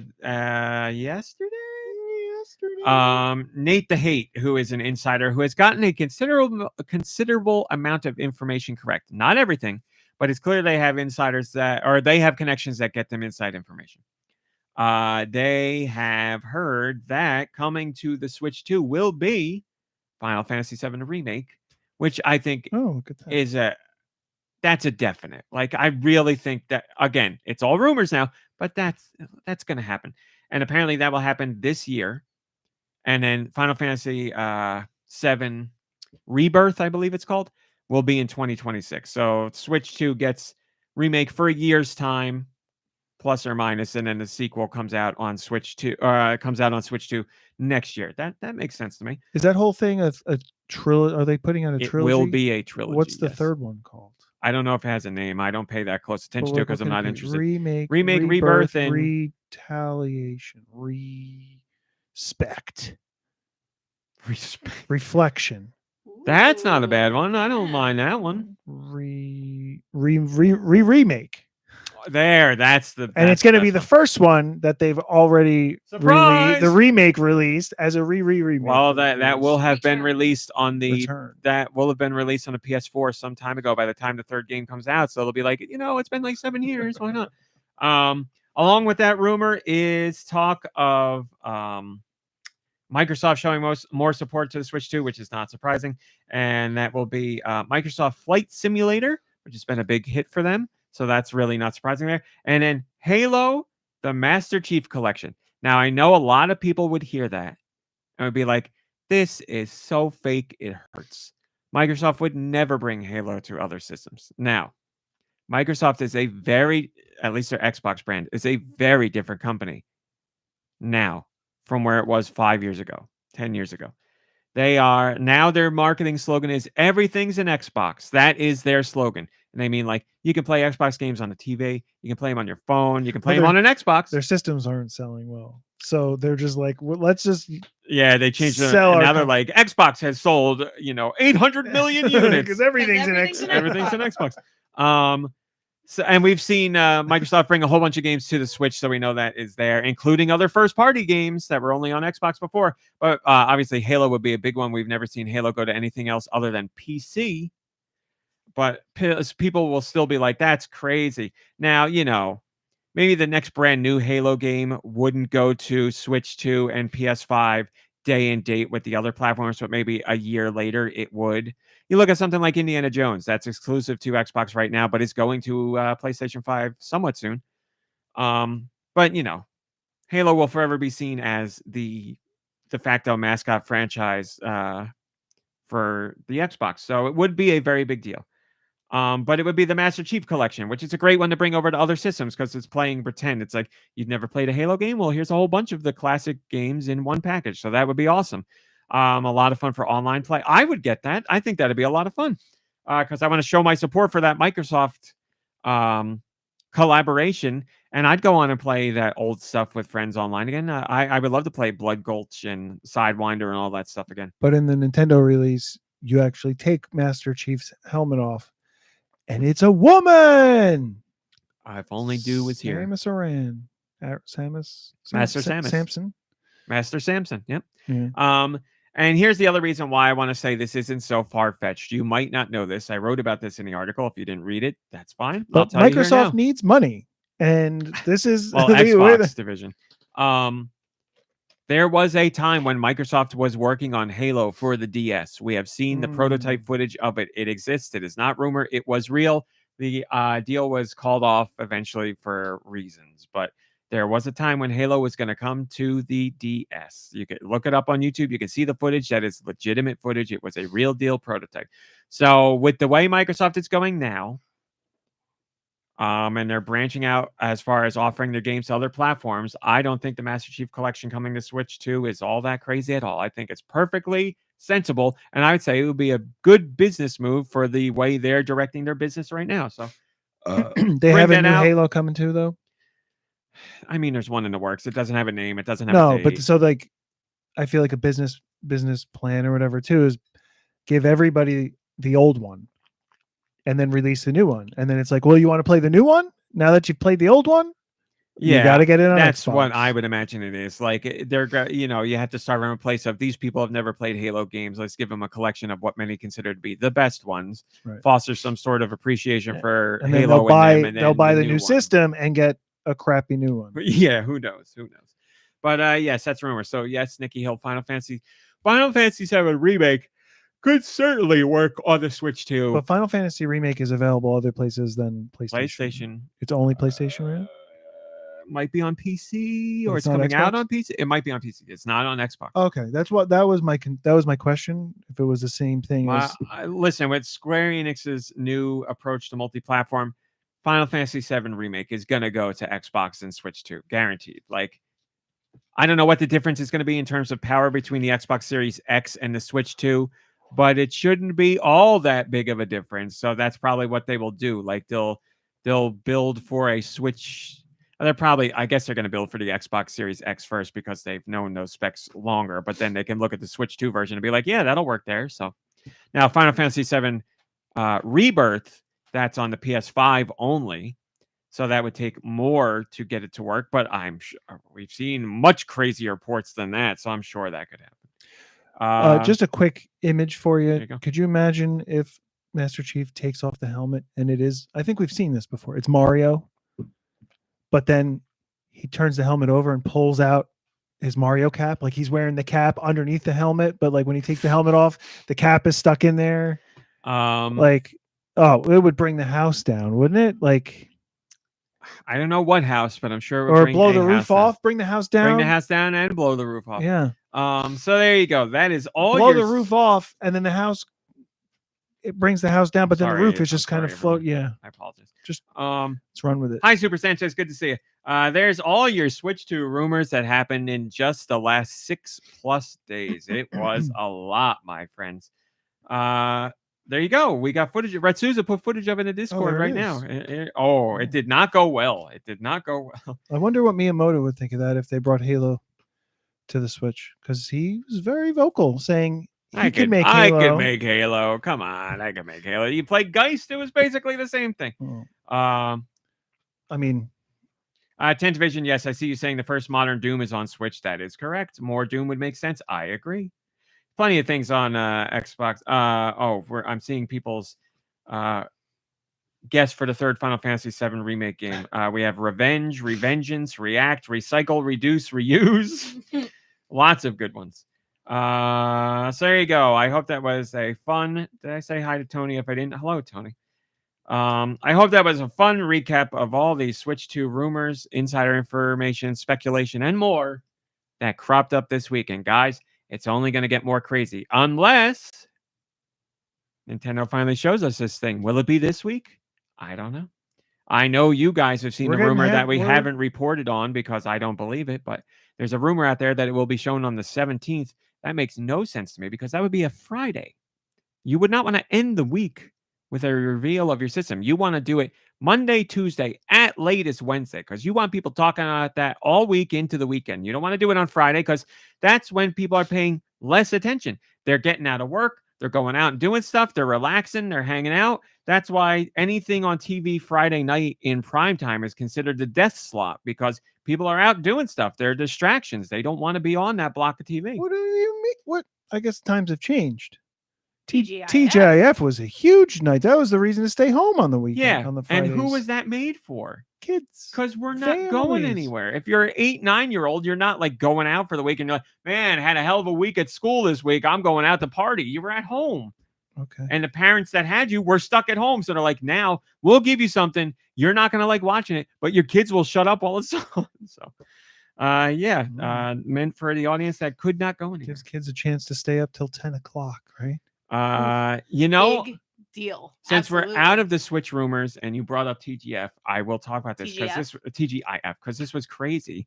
As I told both of you, is this about drones again? Jaleel White was on the Boy Meets podcast, I guess it's called. I don't remember. And he was talking, Jaleel White was Urkel on Family Matters, and he was talking to the Boy Meets World cast because they were on TGIF as well. So they share a lot of similar war stories. And Jaleel White was talking about like the offers for shows that he's gotten since then. And he's like, I get offers where basically it's just shows that want to torture me or ruin my reputation. Thank you. He said there was like a Survivor like show. It was probably like I'm a Celebrity, get me out of here or something like that. And they were like, we will pay you whatever, hundreds of thousands of dollars to be on this show. And he's like, I don't want to go on a that reality show because you just want to torture me. He's like, I don't want to go out in the jungle. And like, he's like, I don't want to do it.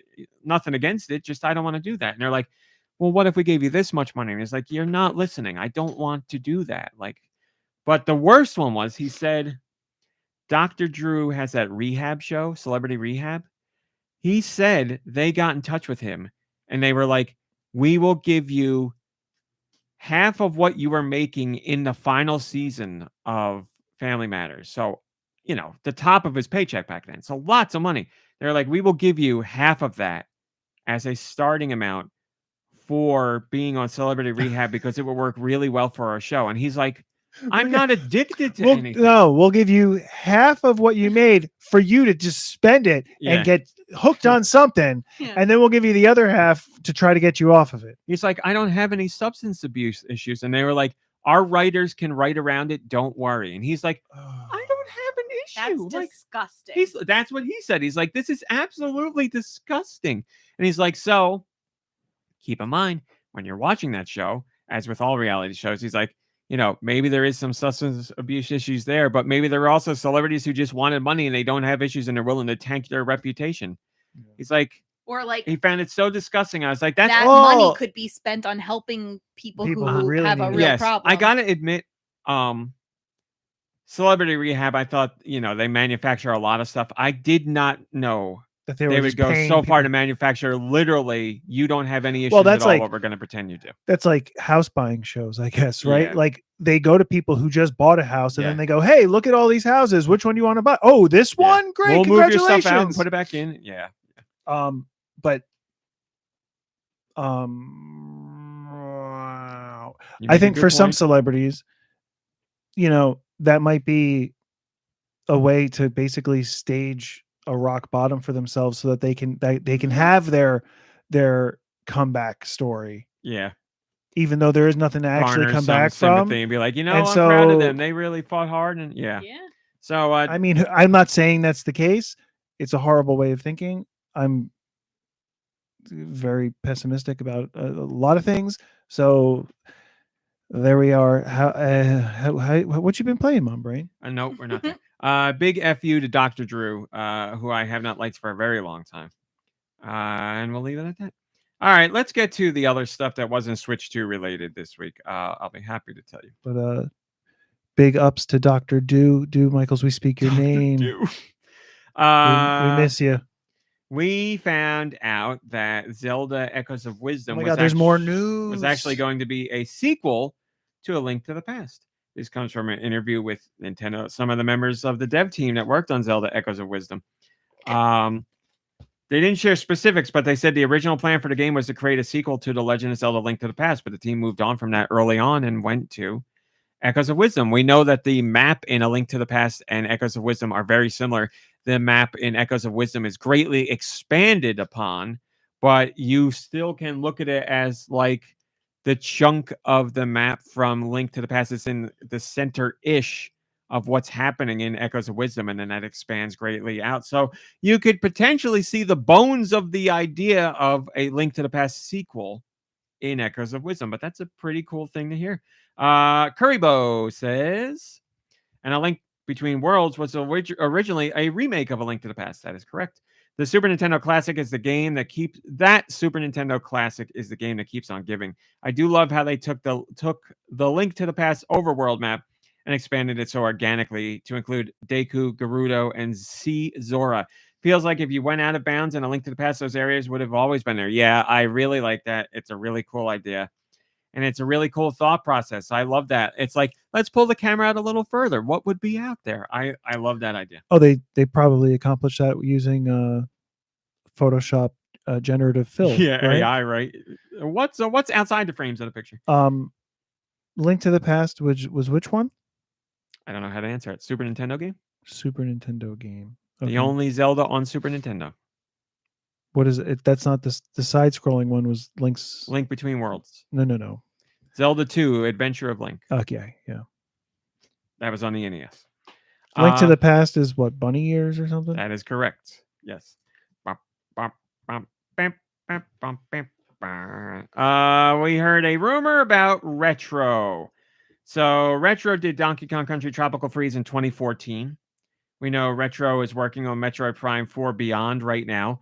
Obviously, they weren't always doing that because Nintendo was working with Bandai Namco, but that didn't pan out. And Nintendo put out that video where they're like, bad news about Metroid Prime 4, but kind of good news. Bad news is we're scrapping development and starting over. Good news is we're working with Retro again. So there's that. But everybody's like, yeah. I just want to throw it out there. What was that? Yeah. Metroid Prime 4, Amazon just released people's pre-orders for that. By released, you mean canceled? Yes, they just sent canceled. Yeah, but they were the original pre-orders from the game that started basically like 2017. Right. Where it was like, it was before the game had the Beyond subtitle.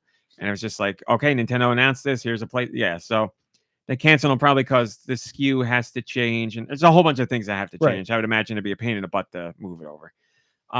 So yes, if you pre-ordered Metroid Prime 4 years and years ago when it was first announced, check through Amazon, check your email because that was probably canceled and you will be refunded. But people want to know what the hell was Retro doing between Tropical Freeze and Metroid Prime 4 Beyond. And we have a rumor from the YouTuber Reese Riley, who is known for the host of the Kiwi Talks podcast on YouTube. And I have covered a lot of their podcasts over the years because they have gotten multiple former retro team members to talk to them on video in their podcast about what it was like making Metroid Prime various entries and Donkey Kong Country Returns and Tropical Freeze. Like, they legitimately have multiple connections to former retro employees who talk about development on those games. So this rumor comes from that YouTuber who has plenty of contacts as far as former retro employees go. So their information says that Retro was working on a musical RPG where the main mechanic involves singing in some way. I believe that means the character in the game sang, not you sang through a microphone. And apparently Retro was working on that for years, but they were like spinning their wheels on it. Like, it got to a point where just things weren't working out, and it was taking up a lot of time and development money and stuff like that. And Nintendo stepped in and they were like, guys, this isn't going anywhere. We're going to have to pull the plug on this. And that's when Retro was pivoted to Metroid Prime Remastered.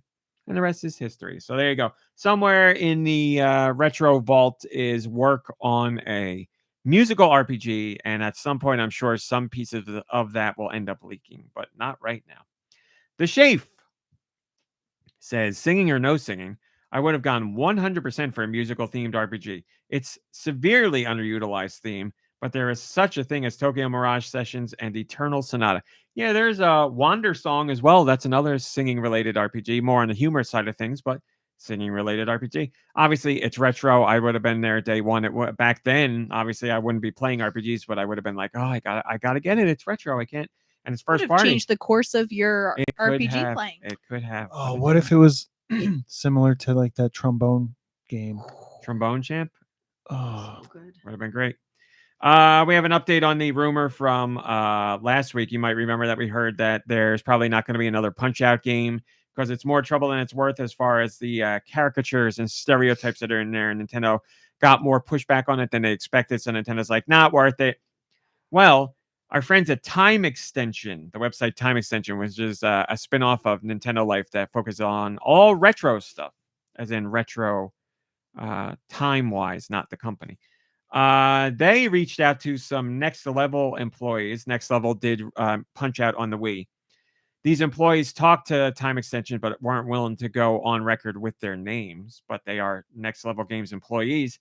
They said they didn't remember any specific controversies about Punch-Out or the characters. Source 1 says, quote, I don't recall any negative feedback from the public around stereotypes after launch, nor have I seen anything since. So I don't believe that is a valid reason to prevent another version being made. Source 2 at Next Level says, quote, the only major controversy I recall was the Sailor Moon manga issue, which I'm sure you've heard about, but nothing directly related to stereotypes or cultural representations of the characters, end quote. Other Next Level members made it clear that while there were no immediate plans to do a sequel to Punch-Out, the team was just moved on to another project. So, in other words, don't lose hope that another Punch-Out could happen. It's just that game came out and the studio moved on to something else, and that's all there was to it. So, I don't know who to tell you to trust, Mr. Imran Khan, who is an industry insider and does have legitimate stories, or Time Extension, who talked to current Next Level employees who are like, nah, I don't remember anything like that. So go whichever way your heart desires. I'm going to go with we might get another Punch-Out. What if they pivoted and Little Mac is fighting robots? Like, you know, not like mech size, but like big robots. I believe that happened in the second game. I know he fights aliens. Really? But I think there's some robots in there. Wait, what's the second? Super Punch-Out? No, there's another like Punch-Out game on the NES that's weird. You got to look into it. I don't even know if it's a little. I'm not aware. I'm just thinking like Excite Bots, and so we do like Punch-Out Bots. You know, Punch-Out Bots, great name. Punch-Out Bots. It's not. I mean, I'm just saying for reference, but I get it. Entropy has the most upvoted comment, and they say this is so stupid. So, you know what? That's from comments from last week, and it's most upvoted. I'm not going to get into it. What could a Punch-Out against robots be called? Bot Bop. It has no punch. You need punch. You need Hey, some kind of punch out. Bombless has nothing to do with Tetris, so let's not even talk about that. We're not rehashing that story. Let's call it Bombless. You gotta have puncher out in there. Bot out. Bop out. That bop doesn't have anything to do with robots. I said bot out. Boot out. Reboot out. Reboot. Chat, we're turning to you because we're doing terribly. Nicky Hill talked to me about this week because he's angry about it. We're moving on, Josh. Yes. Okay. All right, you're a cozy gamer. What would you call a punch out with robots?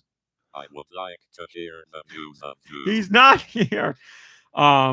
Do Michaels, we speak your name. That is stupid. You're right. I'll agree. It's not stupid that he's for the reason that he's not here, but it is stupid he's not here because we miss him. We want him here.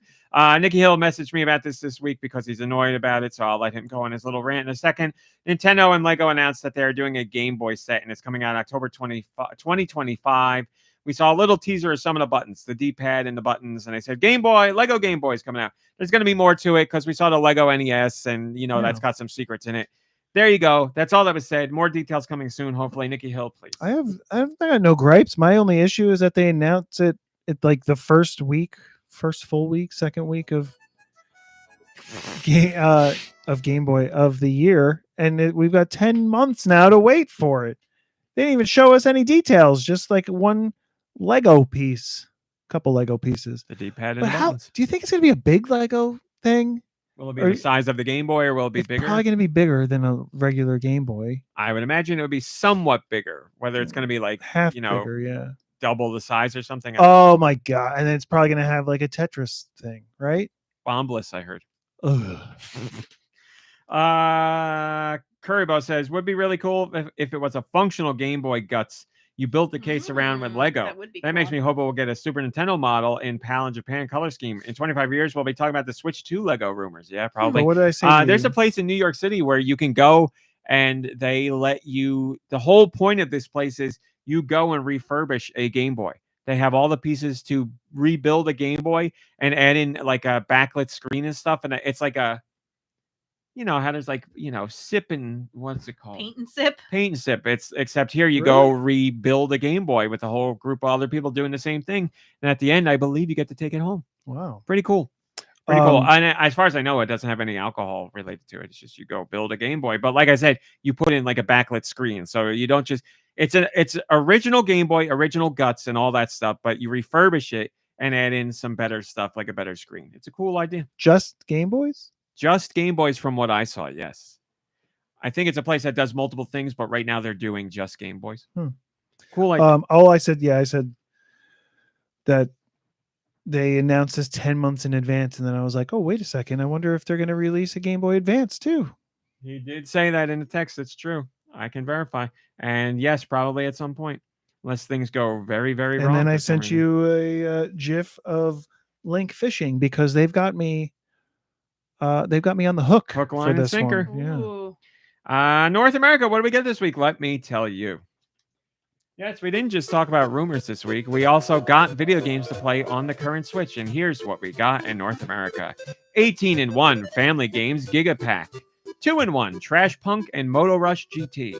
Battle Royal Battlegrounds Call. Beyond Memories Darkness of the Soul. Block Blaster DX. Bloxy Puzzle Adventure. Body Byteland Overclocked. Brightside Quiz. Burger Race. Chernobylite Premium Edition. Just in Time, Christmas Tree Holiday Decorate Simulator. I think it's a little late. Cozy Farming 3-in-1 Collection. Crowd Run. Cute Puppy Academy. Ooh. I bet they all get straight A's. Felinia Tales, or is that supposed to be Felinia Tales? I'm going to go with Felinia Tales. Freedom Wars Remastered. Gravity Escape. Whole I.O. and Candidivity. Kiting Cat. No idea what that means. Korean drone flying tour Chunchin City. We all want to go to Chunchin City. Well, I want to go to Luncheon City. Wow. Cosmos Skirmish. Kukiyomi. Nope. Kukiyomi. Consider it 1, 2, 3 bundle. Make it Odin. Platform 4. Runny Bunny, Santa's Adventure, Christmas Gifts Rush, Still Joking, visual novel, Super Onion Boy Plus, trading card game Empire Card Shop Simulator, The Fox's Way Home, Traffic Master Collection, Trench Shooter Warfare Tactics, Warfront Tactics, Battlefield Chronicles Battle Simulator, and finally, Windborne Journey to the South. Rick Fillet says, I missed Freedom Wars when it first came out on Vita, so I'm glad it's being re-released and I can get that wrong on Switch. And I can write that wrong on Switch. Yeah, this is a re-release of a Vita game, and it's true on multiple platforms, including Switch. And that's all you got for me. Josh, if you would please. What are the next European masterpieces? Let's find out with Nicky's sweet releases. And I need this. I am talked out. Thank you, Josh, for introducing me. These are the games coming up. Please, by all means. These are the games coming out in Europe. I'm sorry to tell you, it's not coming out this week, but it's probably Happy to tell you it's out it already. is, it's already out. It is stupid. Everything I say is the week of July 9th, Josh, the year of our Lord 2025. We got here, everybody. Do Michaels, I speak your name. I'm sorry. It's a long one. If you're listening, it's going to be a long list. But you could also fast forward. Wise memoir. Sorry, everyone. Spellings. The Oath of. So it's Wise Memoir. The Oath of Felghana. 2-in-1. Trash, punk, and urban flow. Airplane Flight Simulator, Dangerous Landings. App Driver, and John the Zombie. I'm going through Discord. Kurt Dog makes a great point. He says they announced the Lego thing 10 months in advance, but we're still waiting on Switch 2, and we hear that's coming out in April. App Driver, I don't know. Is that like you play as like software in a phone? Or the driver of appetizers? I don't know. Gonna have to buy it to find out. Beyond Memories, Darkness of the Soul, Bimfy and his time travels. Japan. You all right? Yeah, it said Japan, and then I was like travels time. Oh, time travels in Japan. I don't know. Just bring up the list and look at it yourself. Body, Biteland Overclock, Cats visiting underwater worlds. It's one thing that I know about cats. They love swimming in underwater worlds. Chained Towards Heaven. Just in Time for the Holidays. Christmas Stories. The Adventures of Santa Claus. Critical Strike Shooter. SWAT Rescue Missions. SWAT Rescue Missions. Yeah. Crowd. Nicky Hill, I apologize. I Run. saw someone mention this in the chat. You go ahead. Crowd Run. What is that? Oh, the cat. That was Lube from last week. One of the noises he made when you were reading your games. They said, right. What was Lube saying last week? Oh, that's exciting. Yeah. Crowd Run. Dot Piece Puzzle. No, please don't. Last one. Fables, Mosaic, Little Red Riding Hood. Factory and Roof Collection. Wow, that sounds fun. We're not even sure if it's actually a simulation. It's just come check out my roof and factory selection. That's kind of cool. Collection, not selection. Sorry. Fading Star Fading Star Melody. Felinia Tales. Gravity Escape. Good luck with that, am I right? Guns and Dragons. Hentai Girls, Adorable Angel. How to Plan Events, a step-by-step guide. Wow. That's like, all right. Yeah, life lessons here, right?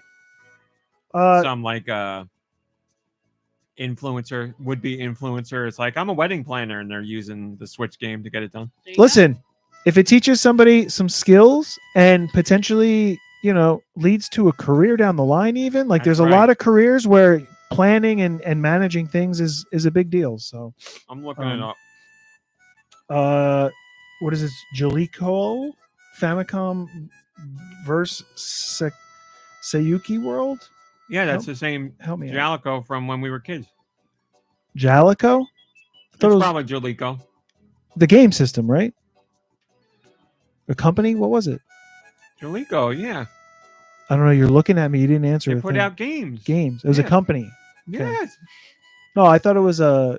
It wasn't Jalico Vision You're or thinking something. Coleco. Coleco. That's what I'm thinking. Mhm. See, that's where letters losing them. They are different. Jewel Match Solitaire 2 Collector's Edition. Kiting Cat. Like cats flying kites. That's what it says. Cosmos Skirmish. Make It Odin. Meditation and mindfulness, how to live in the moment. Now this week in Europe, they're getting a lot of like good lesson, like essential life skill things, eh? What did you find about this game? This how to plan events thing looks very interesting. It basically looks like a PowerPoint presentation. Oh, okay. It's $3. Yeah, if you go look it up, it looks like it has music, and I guess it's narrated as well, but it's just like a PowerPoint presentation. That is interesting. We've One of the things says budget creation and venue selection, and it's got like categories you can click on to hear how estimating costs and budgeting and adjusting the budget during the process. So wow, we we've go. reached that point of gaming, huh? $3. We're just Yeah, I would call that Making- an app rather than a game. But like or a tutorial or whatever. I don't know. Hey, if you're looking to plan events, it's there for you. Parking Tycoon Business Simulator. Pio Coro and Puzzle. Okay, Pocket Puzzle.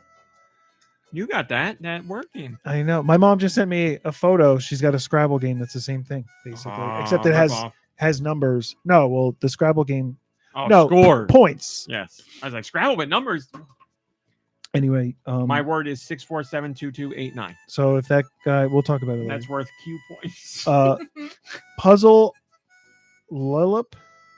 Why are all of these words so hard today? Puzzle Lollop. Royal Puzzle Challenge.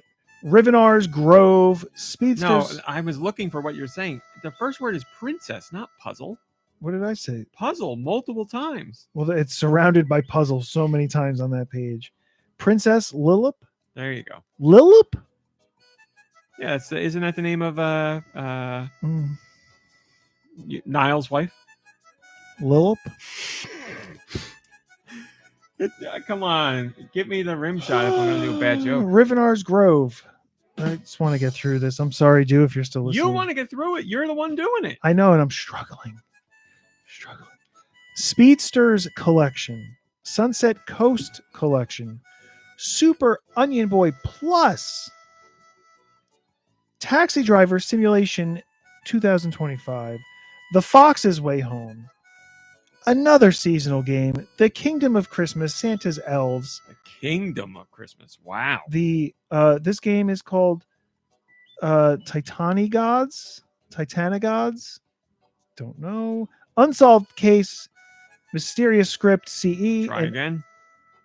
Murderous Script There we go. CE. And Unsolved Case. The Scarlet Hyacinth. It's, Hyacinth is No, a no. flower. Right. HACINTH. I think it might be spelled wrong. Or maybe it's something else. Well, Hackinth? I'll look it up to find out. A Hackinth? I'm an elite Hackinth. Steister has a comment. They say, who needs to Switch 2? We have plenty of masterpieces releasing on Switch 1 every week. Yes, that is a typo. It's supposed to be Hyacinth. Yeah. Correct. So my inability to read got us to the right title before having to look it up. We got That's there, why you're the everybody. best. That's why you're the best. That's the news for this week, everyone. There's a lot of other English teachers and linguists who would say, I am not the best. Well, they would be wrong. MomBrain, Y'all, what have you been playing? screw pin. Back to the old screw pin, huh? We had one glorious week there where something was happening, and now it's over. You're on the same level? I'm on level 30. I was stuck for a while on, Is it up right now? She's doing it right now. Can She can't stop. Can't stop, won't So stop. it's all about unscrewing things in the proper order, Just getting all the colors. getting all the colors. Okay. I don't know. So You right? match the colors up top. See how it's like a blue suitcase and a green suitcase. She has to fill those with the correct color pins. And if you touch the wrong color pins, they go to like the trough below. And if you fill the trough past its 5 Before. holes, then it's game over. Interesting. And you can't unlock the other ones. You can, but our family has decided we will not, because you either have to watch an ad to do it or pay for it. So we have been playing 2 suitcase only. That looks really hard to do with the amount of suitcase slots that you have. It's just luck. It's whatever. Yes. Oh, they're randomly generated. It's like it's like a slot machine. There's no skill to it. And that's not meant to be a knock against you. Just it's the game itself. Radical Defect, thank you. Radical Defect says, "We live in hell world. Do what makes your brain happy." That's right. Well, to a degree. Like making your brain happy is like stabbing people on the street. Don't do that. Oh, right. Nicky Hill, what have you been playing? Oh, let me tell you.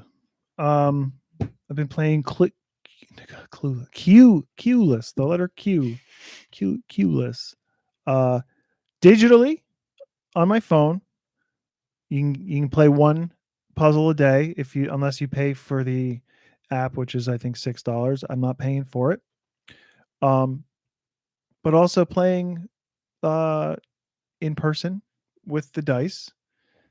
I'm really hooked on it. It feels really satisfying to get a bunch of random letters that don't seem to work. And sometimes I've spent over 20 minutes looking at the letters and like trying to figure it out. Yes, I do bring up like a Scrabble dictionary on occasion, because there are many 3-letter words that do work that you don't really know about. So I'm trying to learn as I go. Mm-hmm. But it's fun. It's addicting. And apparently it's a ripoff of an old Scrabble game that used to be around. It's just, solitaire, crossword, Scrabble, whatever, with no points. I didn't realize the app was only one a day. I might get the app then, because if I'm It keeps locked you- in with one a day, that's great, because then I could be like in and out. I won't spend like a lot of time with it. Exactly. So it's nice that like it limits you. Like you can, again, you can pay for it to have more. We won't be doing that. But it keeps you The in room? check. It keeps you in line so that you don't just go, spend hours and hours. But so like what I was doing at home with like the actual game is I'll have breakfast and then I'll do one, and then I'll go do nothing for a while. And then after I do nothing and rot, I come back and have lunch and I'll do one, and then I'll go rot again and Feed do your nothing. body and feed your mind. Yeah. Wow. Good for you. Yeah. So there was that, and I think I may have played Tetris Effect Connected last week. But I've also, I'm sorry, Dude's not here. I've played and completed another game. I went offline for this one. Because sometimes I think Dude likes to look and see what I'm into. We wouldn't want him to have that joy now, would we? It's Well, gotta be a secret. he wants to bring it up sometimes, and he didn't bring it up, so maybe he didn't see. What does it matter? Well, these are big things that I want to talk about. I don't go telling everybody what he's doing with his time if it's an announcement. But I played and completed 1,000 Times Resist. Oh, and he's not here to hear about it. Well, we've talked ad nauseum about it. So I mean, I don't think I'm going to talk about it excellent. in depth. I feel like what I was afraid of may have happened a bit. I was hyped to a level of like expecting something else out of it, and then when I was playing through it, I wasn't blown away to like incredible levels. But I'm still processing it. I played it in a week, which I don't think it should be played that way. If anyone's going to play it, I think connect with people who haven't played it yet and play it in like chapters. Play it like a book club or something where you play a chapter and then you can kind of digest it with other people. How many chapters are there? 10. 10? Yeah, I did a chapter And a 'cause- day, but I know I wasn't consecutive in my days. Like there are certain chapters where I was like, I need like a good 24 hours to really process this before I continue on. So, I think throughout the course of 2 weeks I finished it, but you play however you want. Play it all in one sitting. I don't care, but I Playing am it in all in one sitting alignment- was hard. I played it I'm over in alignment with Nicky Hill. I played it. I kind of binged it. I don't know how long it actually took me. My whole parental app thing is not working, so I can't look at my hours and stuff. But it was definitely over 14 hours. I started to get burnt out with it.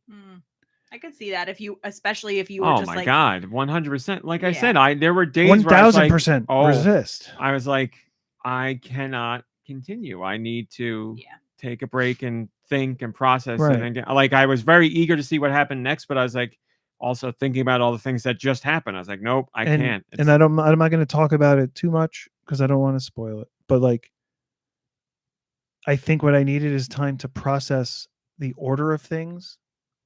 And Were you pushing to get it done for the podcast? kind of. Don't do that. Well, that's I just, appreciate I it, but mean, don't when I go to play something, if I don't play through it, I end up putting it down. Mm. So I played through the prologue in the months ago, Yeah. and I didn't even remember it. But then when I saw some things, I was like, I remember this from something. Was this in a trailer that I saw? Was this in something? It's something that I actually experienced, and I completely didn't remember it. And if I don't play it like that, it's the same thing with Zelda of Echoes or whatever, and Zelda of Echoes. and even Tears of the Zelda. Tears of the Twilight. What is it? Tears of the Kingdom. I play things, I get into it, and then like I get tired. Not tired of it necessarily, but whatever. For whatever reason, I put it down and Listen, when you watch stuff and you read stuff and you play stuff, you're always, without a doubt, very hard on yourself with how you approach it. No, but what I'm saying is like if I end up putting it down and then I lose something in that. Yeah. So like there's got to be there's like an optimal. there's got to be like a time frame where I can get into it. I can Or you could write yourself notes. That's not going to help me in this. Oh, okay. What do I do? Homework? Hey, Teacher? You teach? say it won't help. I'm not bringing Professor? it up anymore. That's not going to help me with this, especially with this, because there's like, what am I going to? I'm either going to take notes of every single, like the way I always took notes in school. I said it's okay. Is taking notes You of can every continue single on. thing that the teacher said. And look, you made it out. And I would lose so much because I'm trying to write down this, and then like they said 4 more things, and I'm like, oh, a little behind. Hey, I Anyway. already said for the third time, don't do it. But yeah, I felt like every single time it was almost like a David Lynch thing. Like every step of the way, I'm like, I get what this is doing. Like, I understand what this is. And then it gets to a point where you're like, wait. And then I kept, instead of waiting and like processing it, I kept playing. So then I was like, wait. Like a traffic jam in your head. Yeah. I'm like, I don't understand what the time, like whatever. And then, so this. And so like broad strokes, I get it. I watched somebody's breakdown of it on a YouTube video because that's what I do with media.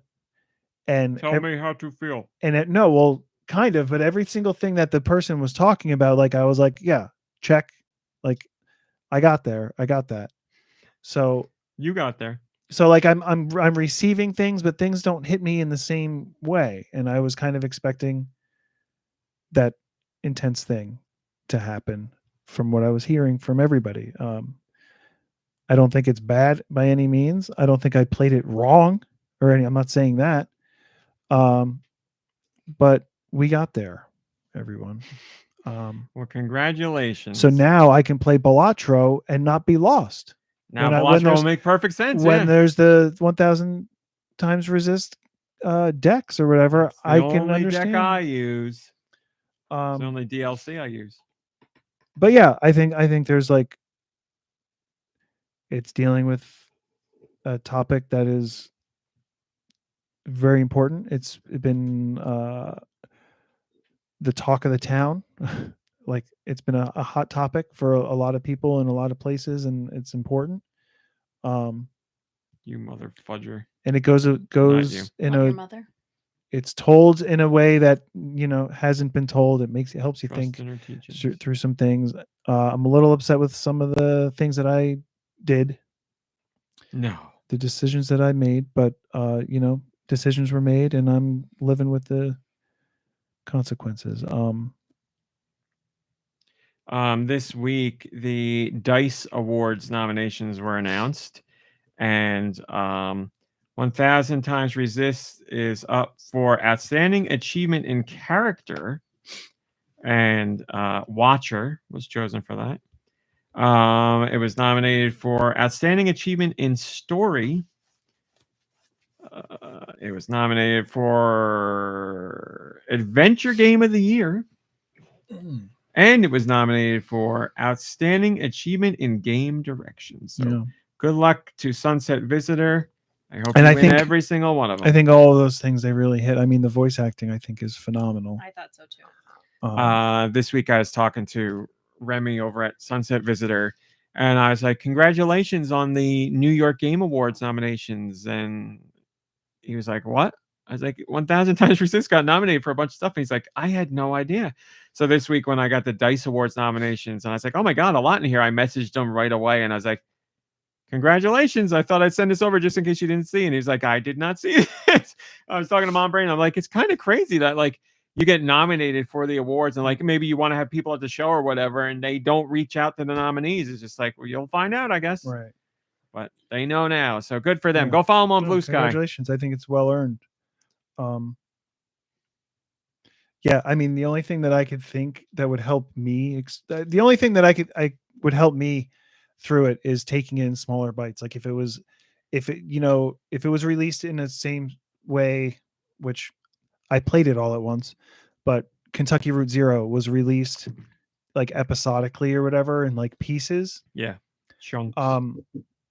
Which I think Kentucky Route Zero for me was better to play kind of all at once and just play through it. But this one, there's just a lot of there, and like you have all the different characters and stuff, and like all the the nuance and everything. Yeah, I think a lot of games would be received in a completely different way if they were played with a different cadence. Right. I'm not telling people they can't blast through a game. Play it however you want. My particular issue is with critics who do it, because I do feel that does impact an opinion for everybody. But I'm not going to tell the consumer what to do. I'm not going to tell anybody what to do. But when it comes to critics, it does drive me nuts, because I'm like, I know the embargo on this. You blasted through this game in like the span of 2 days nonstop, and like that, I think really paints any experience. TV, movies, music, whatever you do. Well, for Games, me, obviously. So I was listening to the person's breakdown, and it had interviews with the two people that made the game. Sorry, I don't know their names. Remy, and I don't know the other person's name. I don't know. I mean, there's more than two people well, involved. The writers, I guess. Yeah, I don't remember the name of. And then also like another reporter or journalist, I think. And they were commenting on things that I was there. I read it. I heard the dialogue, but I didn't process it in the same way. Like, we've listened to me read a list of games being released. Clearly I'm missing things, right? So, and in that I'm missing some of the nuance or some of like the some of the details that are, the unspoken details when you're talking, like the feelings that are connected to things, or like the implied or intended meanings. So sometimes even when I'm like watching a show, if I watch a show for the second time, I process the dialogue or I process things differently, because now I'm actually paying attention in a different way. So and as I said before, I think you put a lot of pressure on yourself whenever you do anything entertainment related, especially if people have been talking about it and they're like really into it. I'm just like, it's a weird thing. I can only process certain things at a time, I guess. So like, if I'm watching something, I'm like visually taking it in and I'm missing some of the dialogue, or if there's text to read as well, like a movie trailer that has footage with dialogue and then they intercut it with title cards telling a story that's like running along with the dialogue and the scenes in the trailer. And I have to watch it twice because like I have to watch it to read the title cards and then I have to watch it to listen to what's being said, because if I try to listen and then read it and it's spaced apart, I'm like, that sentence doesn't make sense, but it's never supposed to go together. They're whatever the term is, like they're going along with each other. What is that term? Why they're, anyway, dead air. So that's it. I played the game. I'm not angry with it. That's the finest review you can I still think it's like a great story, and it's a great way of like telling that story. I guess for me, I was like, it seemed like very obvious, and I was like focused on that rather than just like taking the story and processing it all. But again, I just played it. I played through it very quickly. I'm still going through it in my head. Did you see the music scene between Watcher and Knower? What? Did you see the scene between Watcher and Knower that is music related? I'm lost right now. You have to show me separately because I don't know. Okay. It's a scene where Knower is performing a song she has written for the Allmother. Fixer. Sorry. My apologies. Yes, Fixer. Sorry. Yeah. You did see that? Yeah. Okay, good. MomBrain missed that when she played, but we showed it to her later, and she's like, "Oh, I wish I saw that." Yeah. It's a great scene. Yeah, I'm still looking for the scene between Knower and... I was saying Knower, and I was like, this doesn't sound right in my head, but I just kept doing it. I mean, there's a whole other... Knower. I'll remind me afterwards to tell you another thing about the performance. Okay. Because there was like stuff that I completely missed because I'm watching it and I'm trying to remember what everyone looks like, but you know me, change a hairstyle, yeah, I'm lost. And I thought I was looking at... Oh, here I am talking about it. I thought I was looking at actors playing other roles, but I was actually looking at the character playing themselves. And it means a completely different thing when it's that character. And I totally missed that concept. But there was also something else that I completely misread too, because I was taking it for face value and not like thinking, not constructively, but whatever the other term is. Man, I'm good with words. I don't know what term you're getting at. Critically. Okay. So there was a whole other thing where I was like surprised by it, but then also completely missed the other point that was being made. But hey, it happens. It's a game. Everyone, you can play it now. You can play right now. Speaking of playing, what have you been? What did you play, Romy? Oh, thanks for asking. Same stuff as you guys know, so I'm really not going to spend any time on it. Because I have been very busy and I'm not playing as much as I want to, but I still play pretty often during the week. Just I'm tired and busy, and what are you going to do? I played Fortnite. I had what I think was two of my best games ever in Fortnite this week. I've been using the hunting rifle, and it's got a considerable bullet drop to it. But I was like, at the end of a game, I don't know what happened, but a switch flipped, and I was like on fire. And my cousin was like, "Oh my God, that's a nice shot. Oh my God, that was like, it was just, I don't know. It's like I was another player." And then I had another game where we were playing trios, and I was the only one left against a team of 3, and I managed to kill all 3 other players. And no, they were not bots. Things worked out in a way where I had a sword, and I channeled the Matrix, and it all worked out. It was incredible. I have my cousin has footage of the sword one. I got to get him to upload it, and I'll drop it in the Discord eventually. But man, things were just clicking for me. And then I'm playing Mario Luigi Brothership and Dragon Quest 3 HD 2D Remake and Mario Luigi Brothership. I'm still greatly enjoying it and really loving it and having a blast with it. I am getting the items for a wedding. I'm getting a cake and I'm getting a floral crown. So I'm getting Ooh. Prince Chilium and whatever the lady's name is together for their wedding on the Brothership. And in Dragon Quest HD, Dragon Quest 3 HD 2D Remake, I am in some sort of cave on the eastern coast. And it's got a bunch of mimic treasure chests in it. So I've been fighting them for the experience and working my way through the cave because I know there's something there that I need. I just don't know what. But I've gotten 2 more orbs since then. I beat a boss that I was having trouble with, so that was great.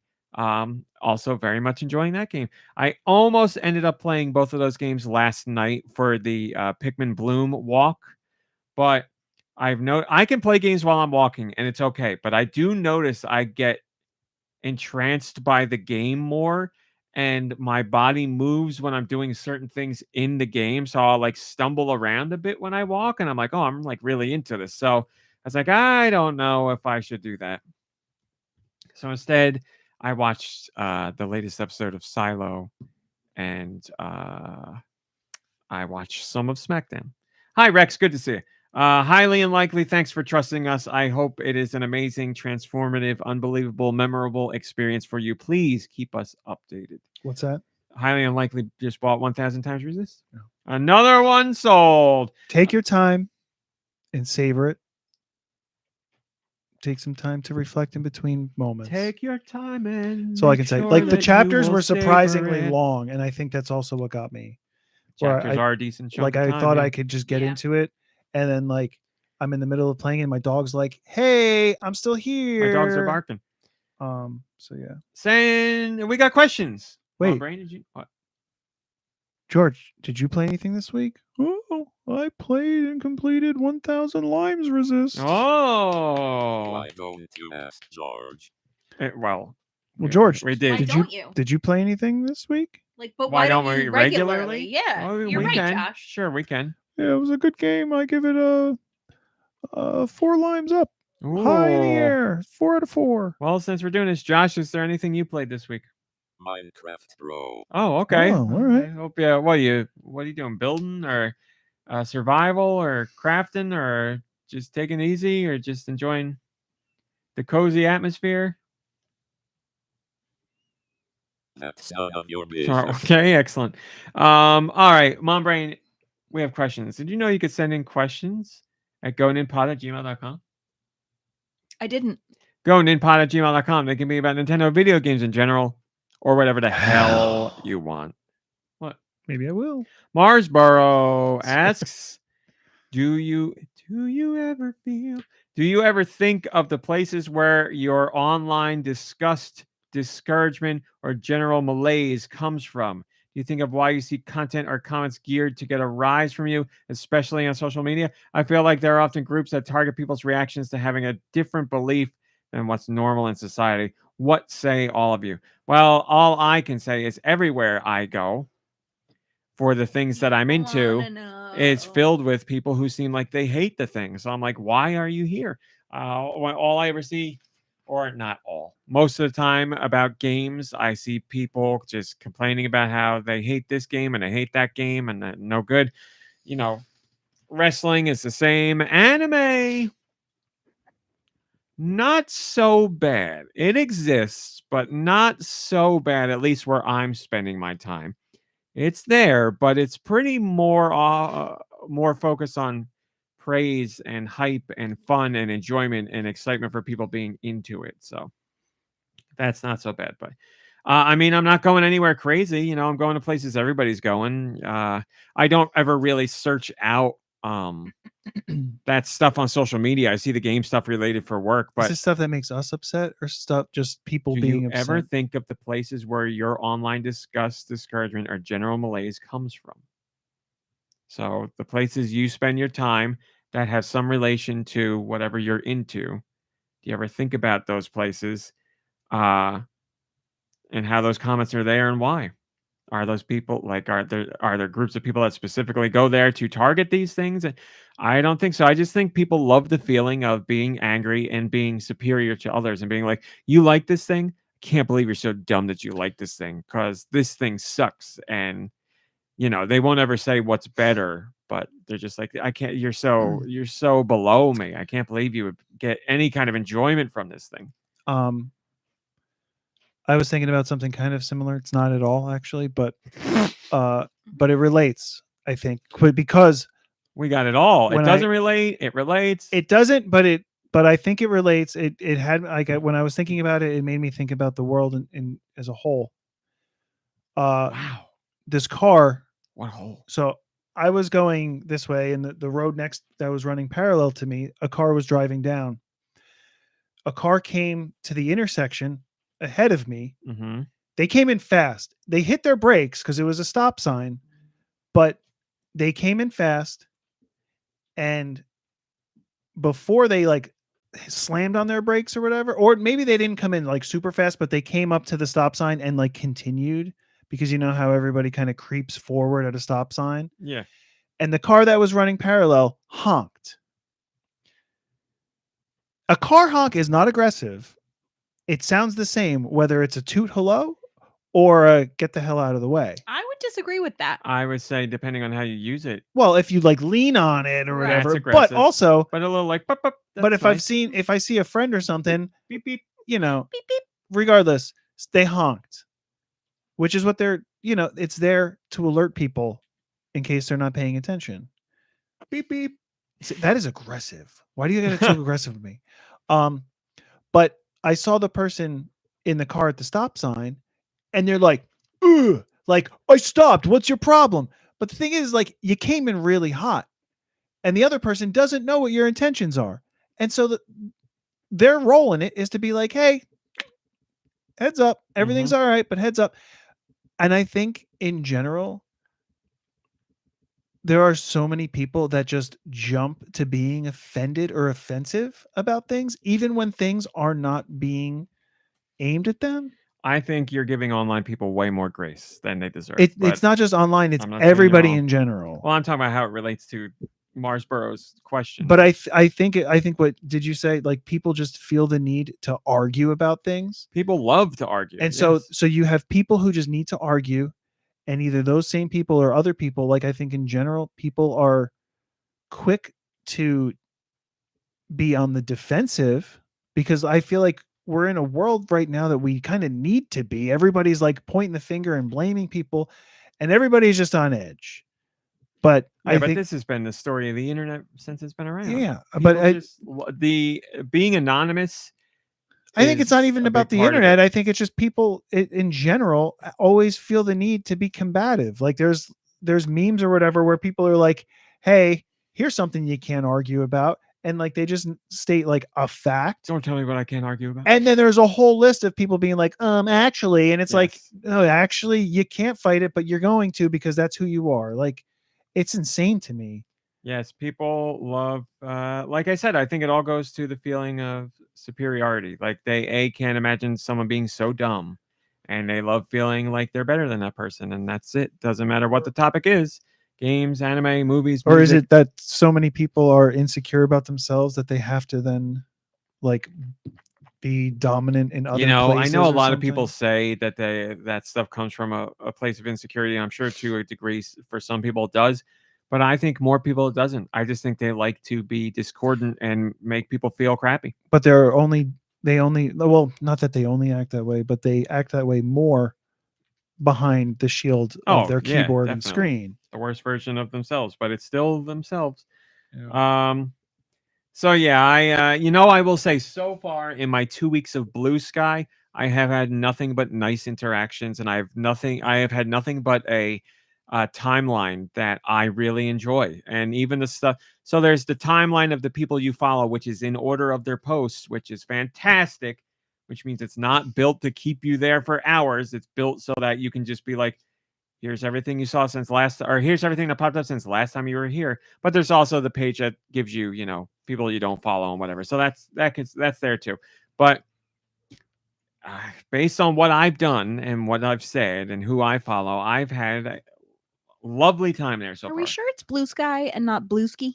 Yes, I'm positive. But again, say it however you want. So the other thing that I just want to say is, like, I'm not saying that it's people like honking in general. I think there's a thing where people just state something, and it's, the honk was a real life situation where I was like, look at this lady getting all upset because somebody just like tooted at her. Mm-hmm. But I think that's just kind of how it is. Everyone's very reactionary about things, and it's like, here's this point, and then it's automatically, whether or not it's aimed at you, people are like, how dare you say that about me? And it's like, ooh, that you're kind of showing that, like, you're projecting or whatever. It's like, this is not aimed at you, but you're making it about you, and now let's make it even more about that. Sorry. You feel under attack right now? No, What? I'm cold. Because we've had conversations like that in stores where people would do things, and I'm like, MomBrain doesn't do anything to the person, but like she'll say something to me, and I'm like, you're not even involved in this. Boy, did we have a heartbreaker at Costco the other week. Oh God, it was. We saw a lady in the awful. store who was so friendly and nice. We bumped into her. We didn't literally bump into her. We walked past her a few times, and like she said something nice, and we saw her online or whatever. She would like intentionally be nice. Extra it was friendly. Like, she would like stop and let people go, and like enough for us in the store to be like, what a nice lady. And then we got in our car and we were going to leave, and she was parked next to us, right? And somebody was she dropping F-bombs? Into the weeds no, but she was with someone apparently, and the person had pulled their car up for her to load the car, and we were like pulling out as she was loading the car. I don't know why any of that matters. Well, she had her cart and she pushed it right in front of our car, just on the sidewalk, and left. And we were like, at the same time, we were like, no, lady, you were so good. No, well, it doesn't. She didn't do enough good. Maybe she. No, that's not how good works. So here's my thing. I did enough good. Now I can be a piece of crap. No, is she leaving it close to the entrance so that somebody can just grab it? No, she left it in the middle of nowhere. Sorry, this is why I brought up that she was loading a car. It was a person that was parked along, like blocking people who were parked. They weren't, it was like a pull up, load the car, drive away. So my wonder is, was the lady with the cart, was she like trying to hurry so that like the driver wasn't blocking people any longer? Like that'd be the only thing I could give her. An out. No, it's the first time I heard this from you. If you don't put the cart back, you're a piece of garbage. The end. Oh wow. I mean, unless you have like. Have you played 1,000 times Resist? Like, there's so much more. There's so much more gray than just cart not back, person bad. Obviously, I don't mean in every case you're a horrible person. But you can be the sweetest woman in the world. Able-bodied, then maybe she isn't, and that's why somebody pulled the car up. Why isn't she? Because we saw her pushing the goddamn cart around all of Costco. Outside, she can't do it. But maybe that was all she could take. Then you get the driver to put it back for you. Now they're out of the car. Now it's just. I just think we should leave it there. Just like she did. I think it's very likely. Now we're back to defending this lady. I'm not defending her. I think it's likely. The most likely scenario is that what she did. Correct. But maybe there's a chance that she had good reason. Then I'm going to push this further. Then how come every time she didn't push it further, so why are you gonna? How come every time we're in a store and somebody's walking in an aisle and they get anywhere in your way, you're like, look at this. Not that's different. Attention. Yeah, because see, there it is, people. You heard it. I get frustrated when I'm going through a store and there are people who will bulldoze right past me, and like, I'm always the person to stop and let them go. I'm not saying there's anything wrong with that. Hold on though. I'm just saying, like, I'm just as bad as what I was saying with the honking of the horn, because sometimes people are not paying attention. They're not cutting out just to cut out in front of me, and I'll scoff or whatever because I'm just like, oh, like it's always me getting out of the way. But it's not. That's me having to work on me. They're not doing it to me. They're just doing it. They'll do it to everybody, And sometimes I get to it's a point because where of a legitimate reason, and sometimes it's not. But I was asking MomBrain, how come those people don't get the same grace that cart lady's getting now? I'm not giving her. You're giving her an out. Okay. But those same We need people, to get her like on the there are show. people that can be horrible in every other aspect, but then they put the cart back, and now are they good people then? No. You know, or what if they put the cart back, but they have a baby sitting in and they leave the You're baby in telling the me cart I'm return? not looking at the gray. You're that's yeah. Just because you put the cart back doesn't mean that you're a good person, and just because you don't put the cart back doesn't mean you're a bad person. But if you don't put the cart back, Well, you just it's said certainly that. an indicator that you are, to some degree, a bad person. To me, if you don't have some other I mean, health issue that's causing it. that's obviously. you know, that's the litmus test or whatever Yes. for a lot of things. But I was literally seconds away from getting out of the car to be like, I'll put your cart back for you, just because she was that nice. I had no idea she was going to leave it there. I was thinking to myself, oh, she's got to walk it down there. Because I'll go we had walk already it put back. our car back. And I was cart back. gonna get out and do it as I watched her drop the cart off right in front of our car, and she looked at us. in front of your car while you're driving? We were parked. Oh, you were. We were you were parked. She along pulled the side of Okay, the sorry. building where, Yes. like, Yes. you know, it's just the sidewalk and the cars. And yeah. you know what she did after? She shot someone And she I left shoulda it led with there that. in front of your car, where on you the guys sidewalk. Yeah. see that confuses. On the sidewalk. Yeah, we were parked on the side of the building. You were parked on the sidewalk? where there's Maybe the- you guys should be talking about yourself. No, I'm In just front of kidding. us was the sidewalk for the building, literally right there. Oh, that's different from my Costco, so I don't even know. We're That. parked at the side of the building. We weren't in the deep part of the lot. We were parked on Right. the side of the building. So sidewalk where everybody walks. Oh, that's and we weren't far from the and cart there's return either. was there a Like, bollard there right in front of us too? I don't remember. But sidewalk cart, she put it right Bollard! there. Got in the car and left. Whatever. We'll get her on the show next week to discuss it further. Hey, if she's going through stuff, I hope she gets through it. You know? Yeah, she went through her groceries to put them in her car and then leave the cart there. Patreon question. MomBrain, did you know you could join the Patreon? For $1. For $1. Tentavision did. Who on the podcast crew has the best fashion sense and who is the most stylish? I don't think any of us are really stylish. We have our own styles. I agree with that. Right? I mean, I guess it depends. I mean, Nintendo, if we're going by like if we are counting everyone who's on podcast crew, even people who haven't been here recently, I would go Nintendo. Yeah, I'd say that. Yeah. Deuce had some really nice clothes. yeah, dude's got good taste. He's got nice coogies, that's for sure. What does that mean? Sweaters. Oh. I didn't want to call him Cosby sweaters. I mean, the pants, the shirts, the shoes. The Yeah, he's a smell well-dressed for man. sure. He's got a lovely smell all the time. Yeah, I'll accept that. The female award goes to Nintendo. The male award goes to Do. Ooh, Fine we by get me. those two together. Oh, We got a I stew mean, going. back in the day, they were like oil and vinegar. But Adversaries. Even though they share a nowadays- birthday. nowadays, it's all gravy, baby. That's why I had to play for supremacy. Do headed first. Just saying, do headed first. All right. That's that. Let's do music. got music. You want to hear it?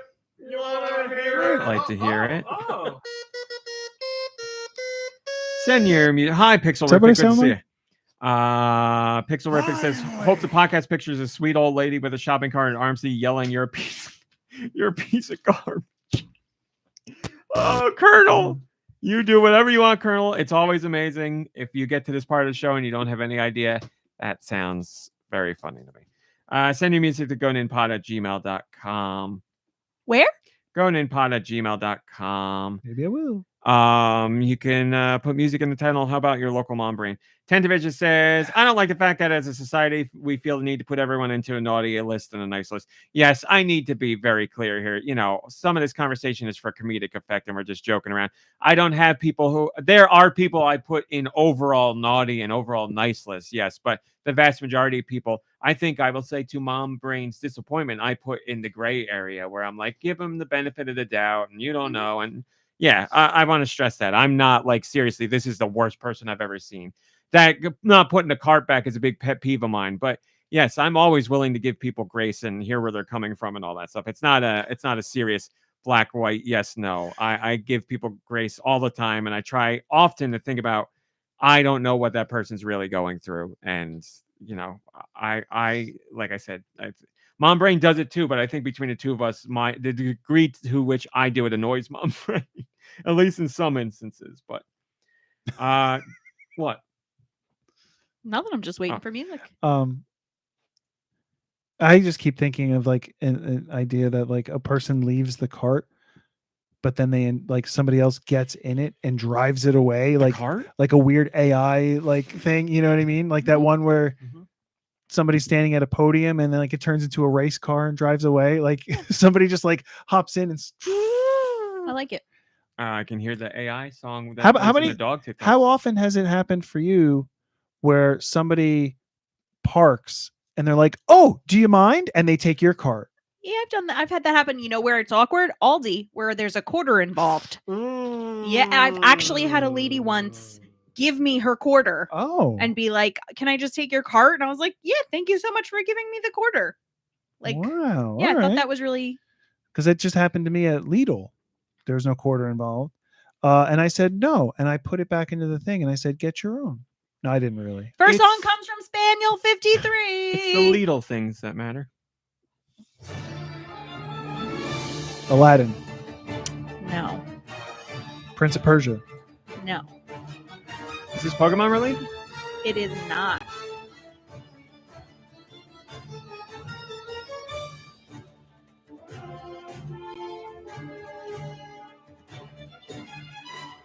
Is it Mario? Quite epic. It is not. I guess Mario. Pokemon because that's my weak spot, but I don't think it's first party overall. I would guess it's not first party. I don't believe it is, but let me just look up.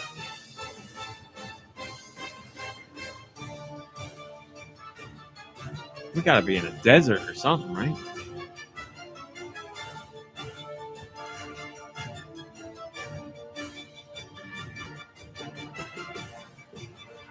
It has a familiar feeling, and I don't know why. Sonic the Hedgehog. No. I believe it's 3DS.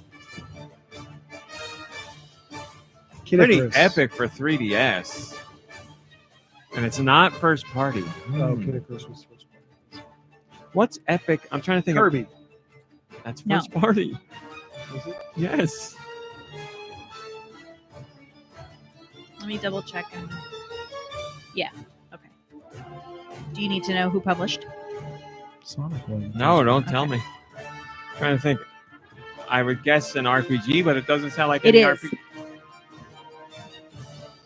It's an RPG, so I don't even know what. What Well, was on Bravely 3DS? Default and Bravely Second were published by Nintendo, but they're not first party. Chrono something? No. I Final don't know. Fantasy Then. something? I don't know. I don't know why it sounds familiar.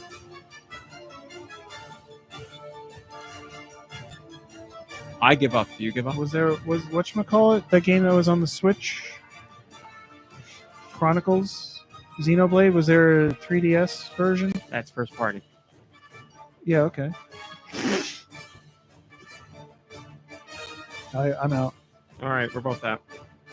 Roth was right. Monster Hunter Generations Ultimate. Oh, are we calling it an RPG? I guess. I guess it's an the RPG. Wikipedia, I sure. believe, says it's an RPG. Yeah, it's not the kind of RPG I was thinking, but I guess it's RPG. What else would you call it? This one's from a hunter Wired. game.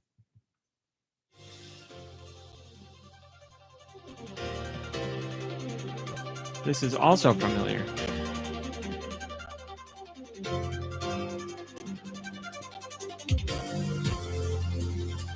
I feel like this is a soundtrack I listen to often, but I haven't played the game. Is it a music game? No, I know it's not. I don't think so.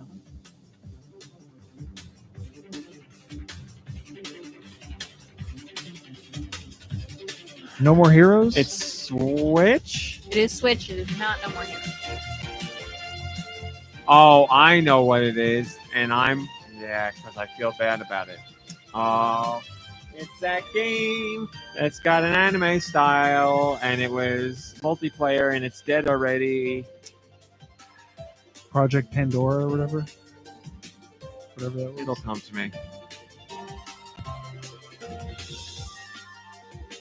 Omega Strikers. It is Omega Striker. There we go. Yeah, I listened to the soundtrack, and I liked the idea of the game, and I was like, I should play that. And it was like, it went live, and then it died within the course of, I don't know, 6 months, if I'm being generous. My fault. I didn't help support it. Although I did write about it. This one's from Jet Jaguar. Focus, all attacks. Oh, a classic. Boom, boom, boom, boom, boom. No idea. This is the Ghouls and original Ghosts. Metal Gear. Metal Gear. The truck have started to move, and I feel asleep. Metal Gear on the NES from Jet Jaguar. This one's from Slacker Monkey.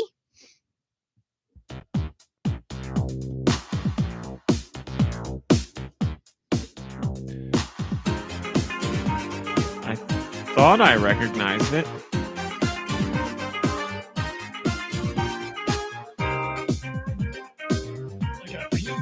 Ace Attorney. No.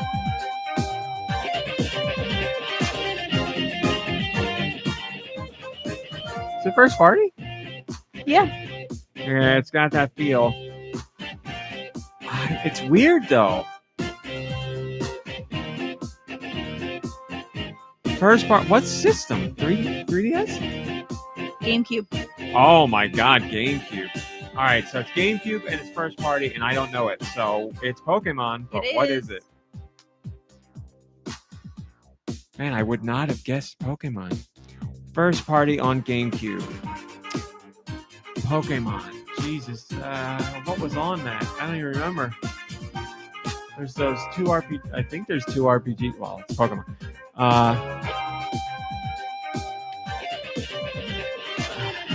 Pokemon DX. Yes, is that right? XD. Part of it? XD. Gale of Darkness. Yes. Hey. Gale of Darkness. Pokemon XD, Gale of Darkness. Never played. That's a spin-off Pokemon like a game. Dutch oven. Oh, yes, yes. Mhm. This one comes from Streaks. Thank you, Streaks. Yeah, I know it. Is this Castlevania 2?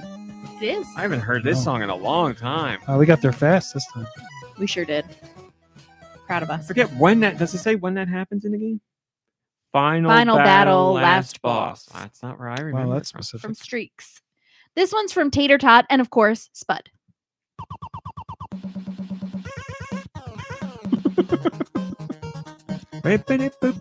Okay, I know it. It's a Turtles game, right? No. Bayou Billy? Nope. It's a Konami game. I know It that for is? sure, but it's something. I think it's something I haven't played. Turn it up. This is such a good song. I listen to think this it all the is. time, and I don't know what it's from. You said licensed? I think so. Okay, licensed. Don't know it. Let me double check.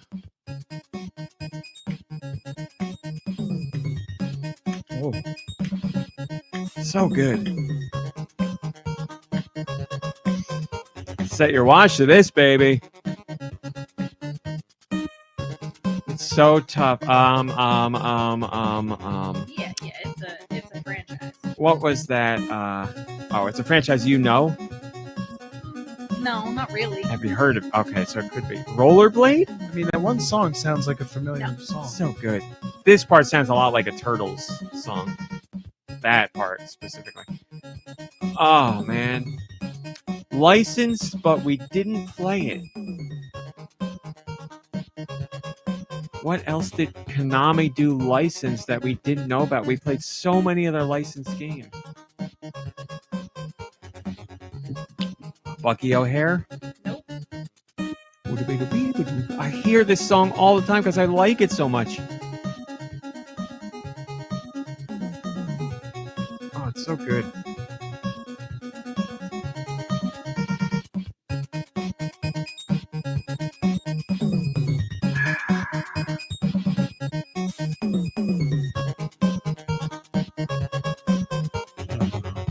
I'm not giving up. I'm out.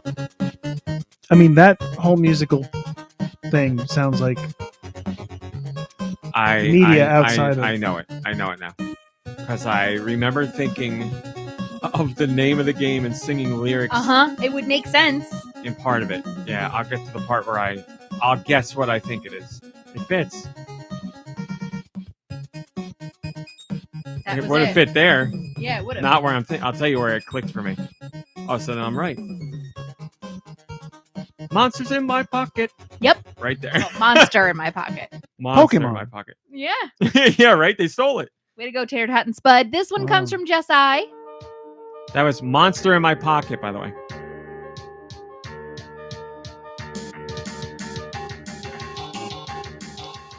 No idea at all. So strange I can't even place the system.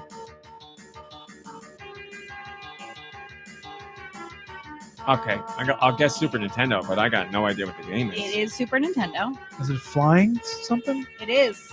Oh, Flying isn't in the title, but it's definitely a flying very limited knowledge of flying games. I would go UN Squadron, and I know that's not it. That's not it. I have no idea. Phalanx, 1940 something. Superman? I don't know. I got nothing on this one. Don't have enough knowledge of flying games. I'm out. Haven't ever heard it. Lock On. Oh man, I don't even know if I know that game. It was Lock On from Jess I on the Super Nintendo. Here's one from Nico Darunia.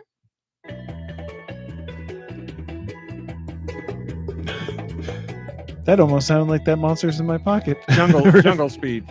No.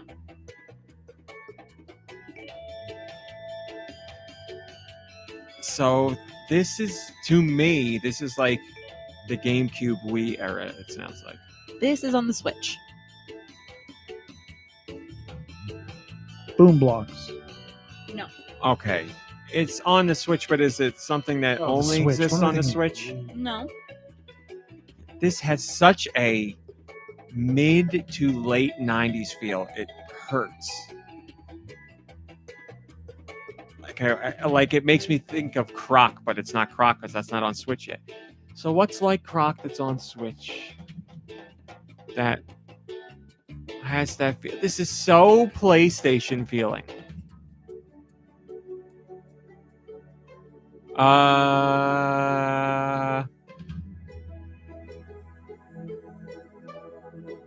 Yeah, it's all this, right? It's, God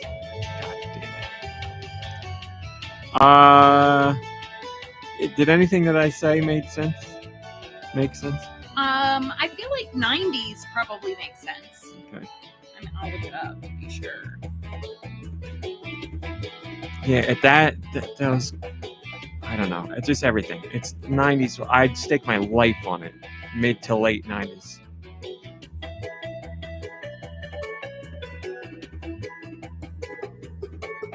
Oh, go ahead. This happens to be a compilation.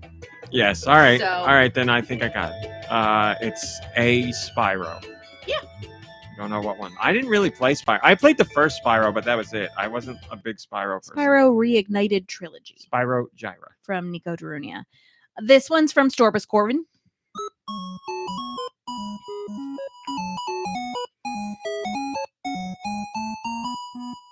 Is this even NES or? Wait. What do you mean all this time? Somewhere over the rainbow. Wizard of Oz? It's Wizard of Oz. It's not. This was definitely. Wizard of Oz? No, it's Rainbow Island. That's correct. The Bubble Wow. Bobble. Rainbow Islands.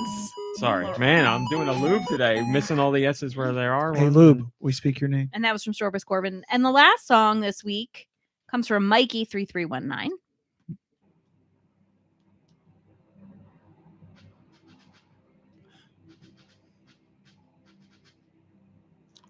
Valero, the game. Army Men. Yeah. Is it really? Army Men, Sarge's Heroes. Oh yeah, I wouldn't Real have guessed. Combat, Plastic Men. Never played a single one of those games, but Golly. I mean, you got. Yeah, exactly. They told me.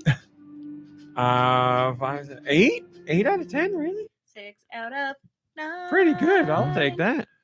I didn't contribute. 6 Great out job. of 9. You You there was got one you there. helped me with. I don't remember what it was.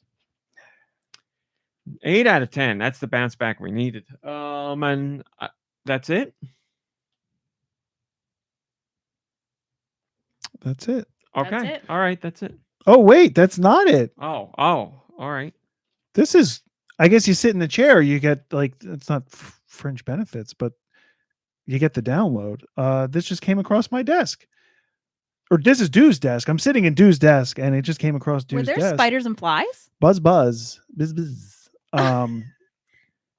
Yeah, getting information right now. Sitting my in God. Dew's chair. Well, then do it get a proper. little spider bite. So every No. yeah. Dew's the views. It's never news. Rumor of the week. With guest Nicky Hill sitting in for Dew Michaels. I thought it was starring Nicky Hill. Starring Dew Michaels. No, Nicky Hill for Dew. Man doesn't even know his own name.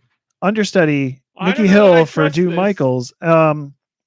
Sorry, this is a lot of pressure. I understand now.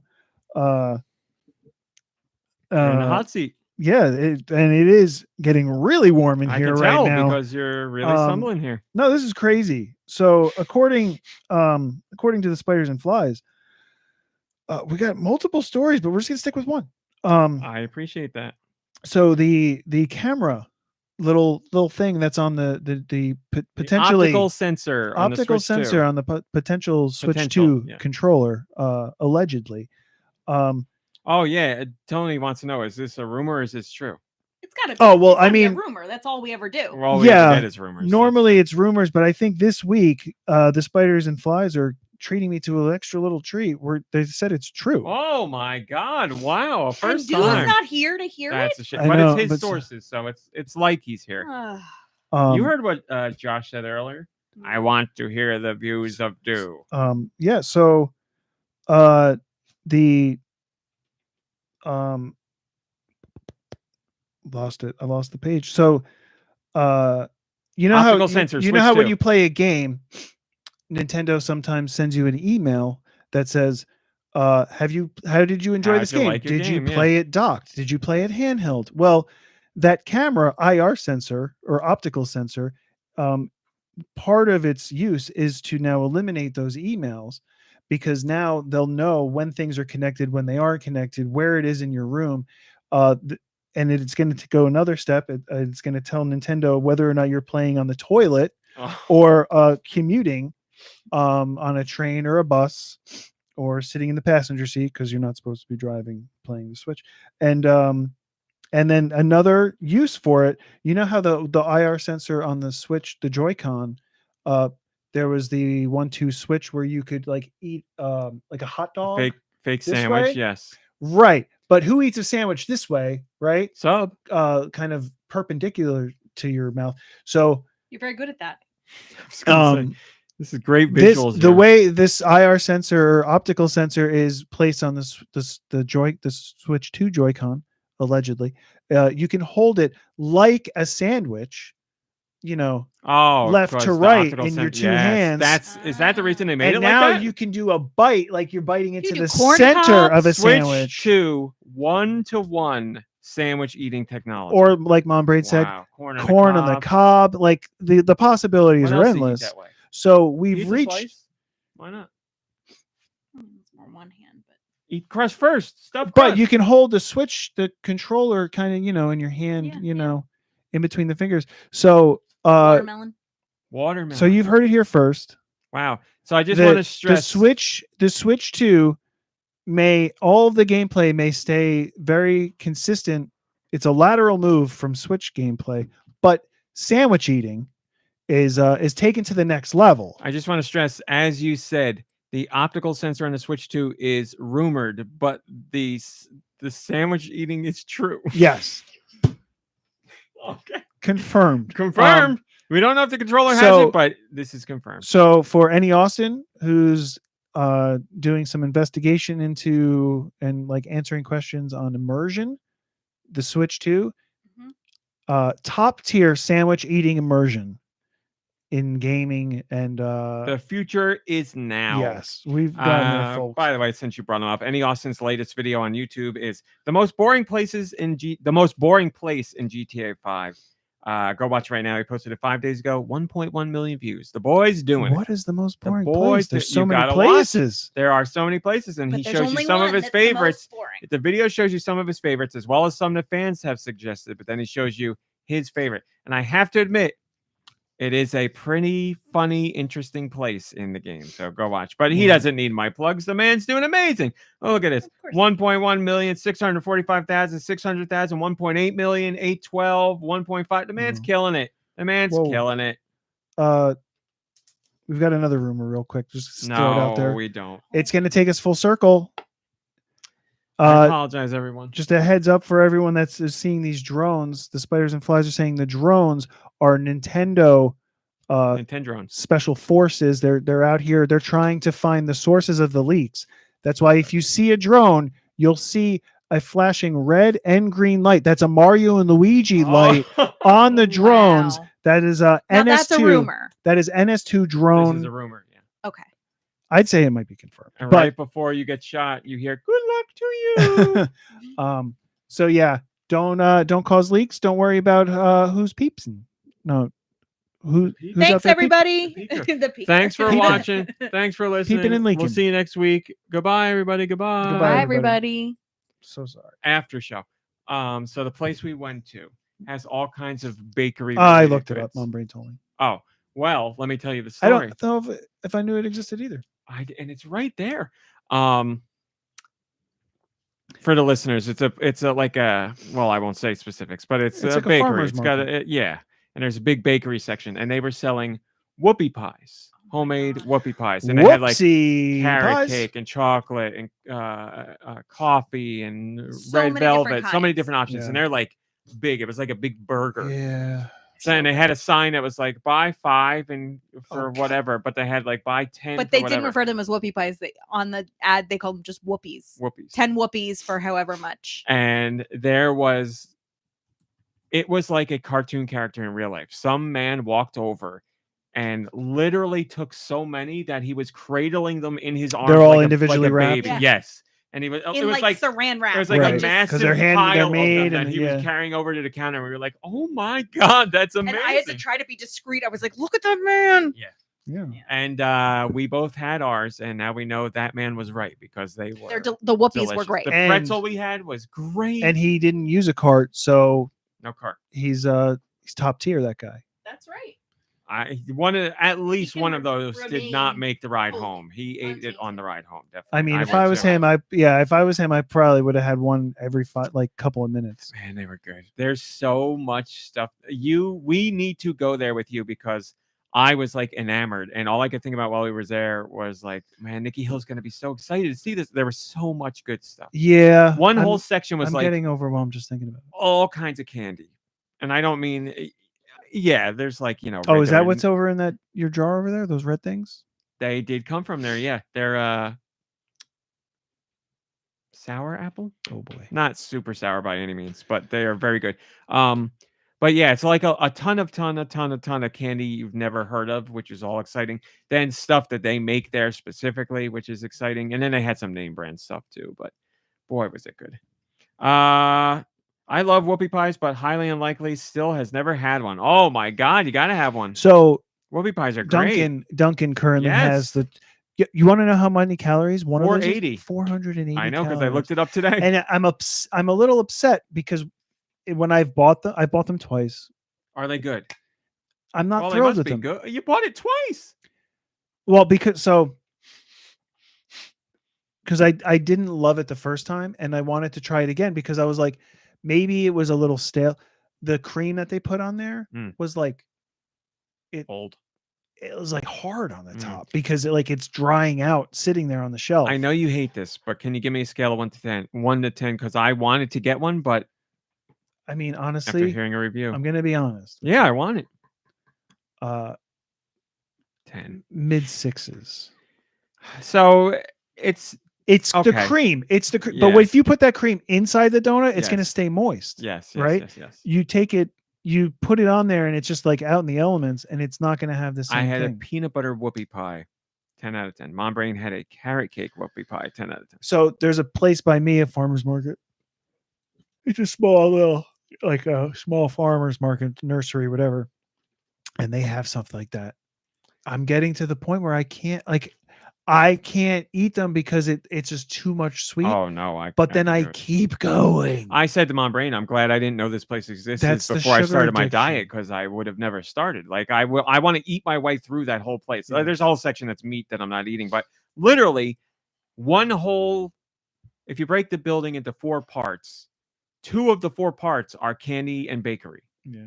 And like in the middle is like pretzels and stuff. Oh my god, the pretzel was so it's good. like going to Uncle Giuseppe's and seeing Mm. a literal cup of icing, and me going like, oh, this is right up my alley. And then I like take 2 bites and I'm like, it's too much icing. See, I'm then- with you 100%, but I never get to that other part where I just go like I'm like no, in I heaven. get to the point where I'm like, this is too much. I know you're and then normal. and then I keep eating it. Well, you know, I am the same How much way, do I owe definitely. everybody for the therapy session? All right, everybody. Thanks for watching. Thanks for listening. Hang out with friends and family. Play some games. Rest, relax. You deserve it. We'll see you next week. Hopefully with Do back. Goodbye, Have a lovely weekend. everybody. Goodbye, everybody. Goodbye. We got to do the blow kiss. Goodbye, everybody. Goodbye. Goodbye.